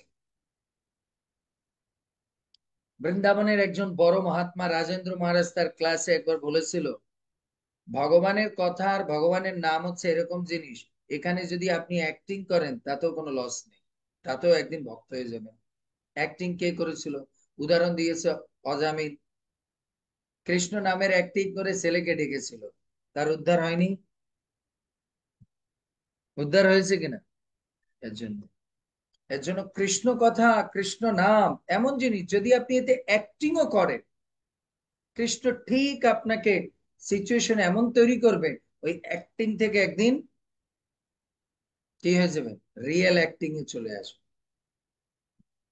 এর জন্য কৃষ্ণ কথা কৃষ্ণ নামে, বিশেষ করে কৃষ্ণ নামের চেয়েও কৃষ্ণ কথায় যদি কেউ অ্যাক্টিং করেও বসে, তাতেও তার কি হবে, উপকার হবে। আমি একটা গল্প বলেছিলাম না, চোর গেছে চুরি করতে, হ্যাঁ না, চোর চুরি করতে গিয়েছে, আপনাদের লাঙ্গলবান্ধের উপরেও তো একটা গল্প বলেছিলাম, যে লাঙ্গলবান্ধে সে চুরি করতে গেছে। চুরি করতে গিয়ে সে তো ওই তাঁবুর মধ্যে ঢুকেছে, মহারাজ এখন ক্লাস দেবে। আর ক্লাস দিলে পরেই তো যেই শুরু করবে মা কি ওম নমো ভগবতে বাসুদেবায়, এই সবাই ঘুমায় পড়বে, এরপর আমি চুরি করবো। তো ও 10 মিনিট 2 মিনিট শুনছে, তো একটা লাইন ও ওই বসেছে, তো কি করবে, কান তো আর বন্ধ করতে পারে না। সৌর চুপ করে বসে রয়েছে, যে কখন এরা ঘুমাবে, ক্লাসটা শুরু হওয়ার পরে আধা ঘন্টা পরে আমার চুরি শুরু করতে হবে, কারণ এরপরে ঘুমায় যাবে। কারণ সৌরে 2-3টা কথা শুনছে, যে ব্যক্তি লাঙ্গলবান্ধে স্নানে স্নান করবে তার 14 জীবনের 21 জীবনের পাপ চলে যাবে, তিনি পবিত্র হয়ে যাবে। তো চোর ভালো চুরি টুরি করে 20-25টা মোবাইল টোবাইল চুরি করছে, টাকা পয়সা সোনা দানা নিয়ে যাচ্ছে। তখন শিবজি পার্বতীকে নিয়ে আকাশে বলছে, প্রভু এর মধ্যে স্নান করলে কেউ উদ্ধার হবে? এই যে লাখো লাখো মানুষ, বলছে এটা মুখ দিয়ে উত্তর উত্তর দিতে চাচ্ছি না, চলো একটা অ্যাক্টিং করে দেখায়, কেউ উদ্ধার হবে আর কেউ উদ্ধার হবে না। তো বলছে তো কি করতে হবে, বলে আমি মরা সেজে পড়ে থাকবো আর তুমি বিধবা সেজে কাঁদতে থাকবে, আর বলবে আমার স্বামীর একটু সৎকার করে দেন। কিন্তু যেই না কেউ ছুতে আসবে আর বলবে একটা কথা, কিন্তু সাবধান, আপনি যদি পাপী হন তাহলে কিন্তু আমার স্বামীরে ছুবেন না, কারণ আমার স্বামী তান্ত্রিক ছিল, সে মরার আগে বলে গিয়েছে তার যদি বডি কেউ পাপী মানুষ স্পর্শ করে তাহলে ভস্ম হয়ে যাবে। তো এখন যে লোকই আসে, মানুষ দেখেন না ধর্মে গেলে, ওই ধর্মস্থানে গেলে চোরও পুণ্যবান হয়ে যায়, তখন সেও চিন্তা করে ভাই 2 টাকা দেই, আসছি ধর্মস্থানে গরিব দুঃখীদের 2 টাকা দেয়, আসছি যেহেতু একটু ধর্মকর্ম তো করি, এর জন্য চোরও ধামে গেলে ভক্ত হয়ে যায়, চিন্তা করে একটু দেই, 2 মুঠ চাল দেই নে, 2 টাকা পয়সা, তাই না? অনেকে দেখেন না, স্বামী কিপটা হলো, স্ত্রী বলে আরে ভাই ধামে আসছো, 1 টাকা করে দাও, ধামে আসে মানুষ একটু ধর্মকর্ম করতে। তো তো কেউ যায় না সামনে, তো ওই চোর যাচ্ছে, চোরের বলছে বাবা আমার এটা করে দিয়ে দাও। তো যে চোরের ওই কথা বলছে, যে এটা কিন্তু তুমি শুতে পারবে না, কারণ তুমি আমার স্বামী কিন্তু তান্ত্রিক, এরকম তুমি যদি পাপী হও। বলছে আরে আমি তো পাপ করছি, সমস্যা নেই, কালকে মহারাজের কথা শুনেছি, মহারাজ বলছে আজকে যদি কেউ এই লাঙ্গলবন্দের স্নানে স্নান করে তাহলে তার মাতৃপাপ পিতৃপাপ 14 গোষ্ঠীর পাপ জীবনের পাপ সব চলে যাবে। তো মাইয়া এই মশাটা রাখ, এটা আবার খুলিস না, এই মশার মধ্যেই সব কালকের রাত্রে ভান্ডার এটার মধ্যেই পেয়েছি। তা আমি একটা ডুবকি লাগাই আসি 3টা, তারপর তোর স্বামীর সৎকার ক্রিয়া করে চলে যাব। যা চুরি চাশ্রামি তো করেছি, যাওয়ার আগে একটা পুণ্য করে যায়। হয়ে গেছে ডুব দিয়ে, ও আইসা দেখে নাই। এবার শিবজি জিজ্ঞেস করছে, বুঝতে পারছো পার্বতী কে কে কে উদ্ধার হয়েছে? ওই একমাত্র ওই চোরটা উদ্ধার হয়েছে, কারণ ওর বিশ্বাস আছে, এর জন্য অ্যাক্টিং করতে গিয়েছে কথা শোনার, আর তার মধ্যে দিয়ে সে উদ্ধার হয়ে গেছে। এর জন্য যদি কেউ অ্যাক্টিং করেও কৃষ্ণ ভক্তি করে, অ্যাক্টিং করেও অ্যাটলিস্ট কৃষ্ণ কথা, বাকিটা অ্যাক্টিং করলে লেট হবে, কিন্তু কৃষ্ণ কথা যদি কেউ অ্যাক্টিং করে তাহলে র্যাপিডলি তার পরিবর্তন হবে। অন্যটায় দেরি আছে, ধরুন অ্যাক্টিং করে কেউ তিলক মালা গোপী স্কার্ট ধুতি কাপড় পরলো, তার হয়তো 2-1 জন্ম লাগে যেতে পারে পরিবর্তন হতে। কিন্তু কেউ যদি অ্যাক্টিং করে ক্লাসে বসে থাকে, কি করবে ভাই, কানটা তো চাপা দিতে পারবে না, কোনো না কোনো কথা তো যাবে, কোনো না কোনো কথা তো কানের মধ্যে। আর যখনই কানের মধ্যে ভগবান রেস্টোর করে দিল, ঠিক কৃষ্ণ সিচুয়েশন তৈরি করে দেবে। আজকে হয়তো আপনি কথা শুনলেন, ওই একটা কথা কানে গেল, যারা মা ভগবানের কথা শুনে তাদের নাকি জন্ম মৃত্যু হয় না, তাদের রোগ ব্যাধি হয় না, প্রভু বলছে। ওরে সব ফালতু কথাবার্তা, যা শুনলাম ওই সাধুরা আছে, চল প্রসাদ পাই, তাই না? সমাদাস বলে এই ওনারা বাকোয়াজ কি করবে, আছে বউ, বিয়ে শাদী নাই তো, ঘর সংসার নাই, ঘুম টুম নাই, যাক বলছে প্রভু 10টা 10:30 পর্যন্ত, চল খাওয়া দাওয়া করি। যেই খাওয়া দাওয়া করে সোমা মাতাজির কালকে পেটে গড়বড় হয়ে যাবে, তখন মনে করবো আরে প্রভু তো কালকে ক্লাসে বলছিল যে হরি কথা শুনলে নাকি রোগ ব্যাধি চলে যায়, আমার যে অবস্থা, যায় যায় অবস্থা, তো একটু চালা বাবা, একটু ভাগবত কথা শোনা প্রভু, শুনি। এর জন্য এই ইনফরমেশন কানের মধ্যে গেলে পরে কৃষ্ণ সিচুয়েশন তৈরি করে দেবে আপনাকে শ্রবণের জন্য, শ্রবণের জন্য। এর জন্য ভগবান এই জগতে ভাগবত প্রকাশ করবে, এর জন্য পরীক্ষিত মহারাজের মতো এত বড় মহাত্মা কোনোদিন শৃঙ্গি ঋষির গলার মধ্যে মানে সৌমিক ঋষির গলার মধ্যে সাপ ঝুলাতে পারে? যে বলছে এ সব ভগবানের অ্যাক্টিং, এ ভগবান এগুলো করিয়েছে, না হলে তুমি ভাগবতকে প্রকাশ করতে পারবে না। বুঝতে পেরেছেন? এর জন্য কৃষ্ণ ভক্তিতে যদি আপনি কোনো প্রকার অ্যাক্টিংও করেন, বিশেষ করে কথা শ্রবণে, নাম অ্যাক্টিংও করেন, তাতেও লাভ আছে, তাতেও লাভ আছে। একদিন একদিন ওটা রিয়েল কৃষ্ণ ঠিক নিয়ে আসবে, ঠিক নিয়ে আসবে। বুঝা গেল? হরে কৃষ্ণ। এর জন্য আমাদের এরকম বিশ্বাস রাখতে হবে। হরে আর কৃষ্ণ। কৃষ্ণ প্রণাম। প্রভু, প্রণাম। নেট খুব সমস্যা করতেছে, একজনের কথা বলতে গিয়ে মনে হয় আটকে গেছি। হুম। তো প্রভু সন্ধ্যাবেলা তো আজকে গীতার ক্লাস আমি মানে ভালো করে শ্রবণ করতে পারি, যদিও ঢুকছিলাম পরে আবার বের হয়ে গেছি নেটের সমস্যার কারণে। তো প্রভু বোন আসছিল, তো কিছুদিন আগে ও বৃন্দাবনে গিয়েছিল আর কি। তো মানে দাম সম্পর্কে একটু বলতে নিছিল, তারপর বললো যে ও কোনো একটা গাছের পাতা প্রভু ছিঁড়ে ফেলছিল। তো ওই দিন মাতাজিও কি জানি এরকমই একটা কিছু বলছিল। তো পরে ছিঁড়ে ফেলার পর বাবা খুব রাগ করতেছে, মানে রাগ করছে খুব, যে বৃন্দাবনের কোনো কিছুতে স্পর্শ করা ইয়ে নেই। তারপর ওই দিনও আপনি বললেন ক্লাসে যে ধূলিকণাও, তারপর প্রভুপাদ একটু ইয়ে করছে, আর কোনো কিছু ধাম থেকে আনা যাবে না, কারণ ধামের ইয়ে থেকে কেউ বঞ্চিত হতে চায় না। তো পরে ওকে আমি ওইটাই বললাম যে ভগবান কৃপা করে আবার হয়তো ধামে যাবা বা ইয়ে করবা। তো ধামে যাওয়ার আগে প্রভু বলছে আমাদের কান দিয়ে ধাম দর্শন করতে হবে। তো তুমি প্রভুর বৃন্দাবন মহিমা বা বৃন্দাবন লীলার যে ক্লাসটা আছে, প্রভু এই ক্লাসটা আমার মানে এত ভালো লাগে। প্রভু আমি যখন আগে শ্রবণ করতাম তো আমার কাছে মনে হতো যে আমি চোখ বন্ধ করলে মানে ওই জিনিসগুলা মানে আমি ইয়ে করতে পারি আর কি, এরকম মনে হয়। আমি ওইটাই বললাম যে ক্লাস মাতাজির ক্লাস আপনার ক্লাস শ্রবণ করার জন্য, আর বিশেষ করে ধামের ওই লীলা বা মহিমা শ্রবণ করার জন্য আপনার ক্লাস ওইটা মনে আসছে। হরে কৃষ্ণ। জয় শিল প্রভুপাদ কি জয়। বাঞ্ছা কল্পতরুভ্যর্থ কৃপা প্রভু হরে সিন্ধুভ্যেব কৃষ্ণ। পাবনে। আমাদের মাঝে নতুন প্রভু এসেছে, শুদ্ধ আত্মা চন্দ্র, শুদ্ধ আত্মা চন্দ্রশেখর দাস প্রভু। বলুন প্রভু। প্রভু, প্রভু আপনার শ্রীচরণে দণ্ডবত প্রণাম, প্রণতি প্রণাম, নিবেদন করছে এবং প্রণাম, এখানে উপস্থিত সমস্ত বৈষ্ণববৃন্দের শ্রীচরণে আমার বৈষ্ণবীয় প্রণাম। প্রণাম। বাঞ্ছাকল্প তরুবচ্চ কৃপা সিন্ধুভ্যেবচ পতিতানাং পাবনেভ্যো বৈষ্ণবী নমঃ।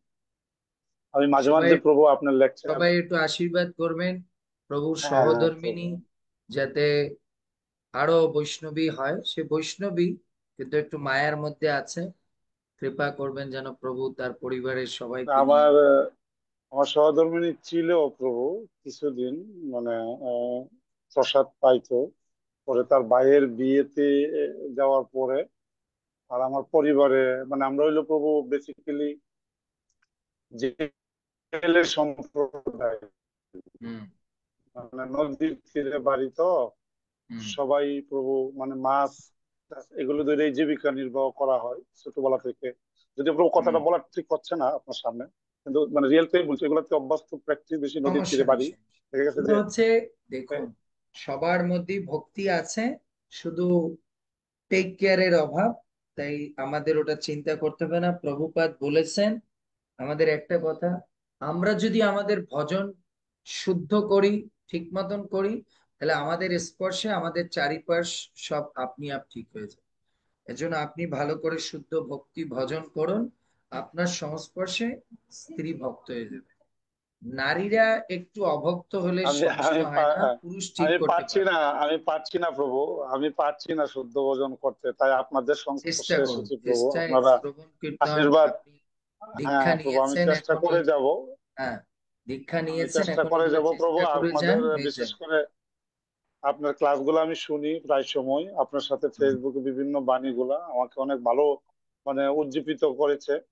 এবং আমার কাছে অনেক ভালো লেগেছে, যে আমি মনে হয় হয়তো উপকৃত হবো। এবং আজকের যে ক্লাসটা প্রভু, মানে হুম। আমার কাছে আসলে প্রভু মানে অনেক ভালো লেগেছে। হয়তো আপনি বলতে পারেন যে হুম। আমাকে খুশি করার জন্য, ওই যে আপনি বলছেন যে ছলনা করা যাবে না, হ্যাঁ। আপনাকে খুশি করেই বা আমার লাভ কি, হুম। তাই না? আপনি তো হ্যাঁ। একটু আগে বলছেন আপনাকে খুশি করলেই কি আর না করলেই কি। মানে আমার তো জবাব আমাকেই দিতে হবে, ইয়েস। এটা এক্স্যাক্টলি। হুম। তো প্রভু আমার কাছে আসলে সত্যি অনেক ভালো লেগেছে আপনার একটা ক্লাস আমি শোনার 59 মিনিটের একটা ক্লাস ছিল, এক মাতাজি উপস্থাপন করেছিল, প্রথম আমি শুনি। সেখানে আপনি একটা কথা বলেছিলেন, এই কথাটা বেস করেই মানে আপনার সাথে মানে আমি যোগাযোগ করা আর কি, যে আপনি এখানে একটা ক্লাসে সম্ভবত এরকম একটা কথা বলেছিলেন যে পৃথিবীর কোনটা যে ঠিক আর কোনটা যে বেঠিক, কোনটা যে কি রহস্যময়, আসলে এটা বোঝা মানে আসলে অত্যন্ত কঠিন। এই কথাটা প্রভু আমার অন্তরে, আমি জানি না আমার ভুল হচ্ছে কিনা, আপনি কোনো একটা ক্লাসে হয়তোবা কোনো একদিন একটা ভাগবতের ক্লাসে আমি ইউটিউব থেকে ডাউনলোড দিয়া আমি এটা মনে শুনেছিলাম, সেখান থেকেই প্রভু যে আমি প্রভু ক্লাসে যদি আমাকে প্রভু কৃপা করে অ্যাড করে, আমার কাছে অনেক ভালো লেগেছে আর কি প্রভু কথাটা। হুম। এখান থেকে আমি আপনাদের আগেও প্রভু অনেক ক্লাসে মানে গীতা শাস্ত্র বা ভাগবতীয় ভর্তি হয়েছে, আমি কন্টিনিউ করতে পারিনি, আমি একজন সরকারি চাকরিজীবী, আমি পেট্রো বাংলাতে চাকরি করি সিলেট গ্যাস ফিল্ডে। যদিও আচ্ছা। প্রভু এটা বলা ঠিক না, তারপরেও বলছি আপনাদের না না সবার না, উদ্দেশ্যে। অবশ্যই এটা আপনি নিজের মানে প্রশংসার জন্য বলছেন না। না প্রভু, পরিচয়। এটাই বলছি যে আমি আসলে অনেক ব্যস্ত থাকি, মানে দেখা যাচ্ছে যে এখনো জব করা হয়নি, একা একা ওই যে আইসা কালকে অফিস থেকে আইসা প্রভু স্নান করছি, স্নান করে আলু ভর্তা বা আমার ওয়াইফ তো আর নাই, একা একা যতটুকুই পারি আপনি এদিক হুম। দিয়ে ক্লাস শুনছি আর এদিক দিয়ে বুক দিছি। আমার জন্য একটু প্রভু আসলে আনন্দটা পেয়েও মনে হয় পাচ্ছি না, আমার কাছে হুম। এরকম লাগতেছে প্রভু, মানে আনন্দটা আমি এটা এটা পেয়েও। এটা মনে করতে হবে, এটা পরীক্ষা। চিন্তা করেন না, এটা পরীক্ষা। এই জন্য প্রভু আমাকে একটু আশীর্বাদ করবেন, আপনার শ্রীচরণে অবশ্যই। রাখবেন আমার এটা। হয়তো প্রভু কন্টিনিউ আমি জানি না মানে প্রতিদিন আমি শুনতে পারবো কিনা। হ্যাঁ, হুম। যদি আপনি ক্লাস কি প্রভু এমনিও দেন, আপনি মানে প্রভু এই সমস্যা নেই, ইয়েগুলা দেওয়া আপনি হয়। যতটুক সময় পান শোনেন। এই জন্য প্রভু মাঝে মাঝে যদি মিসিং হয় মার্জনা করবেন, এটা আচ্ছা, আমি আগেই বলে সমস্যা নিচ্ছি নেই। প্রভু। হরি বল। ধন্যবাদ। প্রণাম প্রভু। জয় শ্রী প্রভু। প্রভু আমার একটা প্রশ্ন ছিল, এটা বলেন। একটু যদি একটু বলতেন। তুষ্টি, পুষ্টি, সন্তুষ্টি এবং আনন্দ, যদি হুম। একটু প্রভু আবার কাইন্ডলি শর্টলি মানে একটু সংজ্ঞাটা সবগুলোর একটু ইয়ে করতেন, আমি লিখে রাখছি কিন্তু আমি আমি বলছি যে যখন আমরা, আমাদের তুষ্টি হচ্ছে ক্ষুধা লাগাটা, আমি একটা ক্ষুধা দিয়ে উদাহরণ দিই। আমাদের ক্ষুধাটা হচ্ছে তুষ্টি। যখন ক্ষুধাটা লাগে, এটা খাবার খেলে প্রথমে কি হয়, ক্ষুধাটা লাগলে পরে যখন খাবারটা সামনে আসে তখন তুষ্টি হয়, ভাই আমি এক প্লেট খাবার পেয়েছি। এরপরে যখন আপনি খাবারটা গ্রহণ করেন, পেটের ভিতরে যায়, তখন পুষ্টি হয়। আর যখন এই পুষ্টিটা হয় তখন আপনি মনের মধ্যে বলেন, খাবার যখন শেষ হয়ে যায়, পেট ভরে যায়, তখন বলেন, ওহ, সন্তুষ্ট লাগছে, যে পরিমাণ ক্ষুধা লাগছিল। আর এই সন্তুষ্টির পরে আপনি কি বলেন, না, এখন আনন্দ লাগছে, মানে ক্ষুধায় যে কষ্ট লাগছিল, এখন আনন্দ লাগছে। সো ক্ষুধাটা হচ্ছে তুষ্টি, খাবার গ্রহণটা হচ্ছে পুষ্টি, আর খাবার গ্রহণের পরে যে অবস্থাটা সেটা হচ্ছে তুষ্টি, সন্তুষ্টি। আর এই সন্তুষ্টি হওয়ার পরে নিজের মধ্যে যে ফিলিংসটা আসে সেটা হচ্ছে আনন্দ। হ্যাঁ ক্লিয়ার? প্রভু, thank you. Hare thank you প্রভু। কৃষ্ণ। হরে বল। জয় শ্রী প্রভু।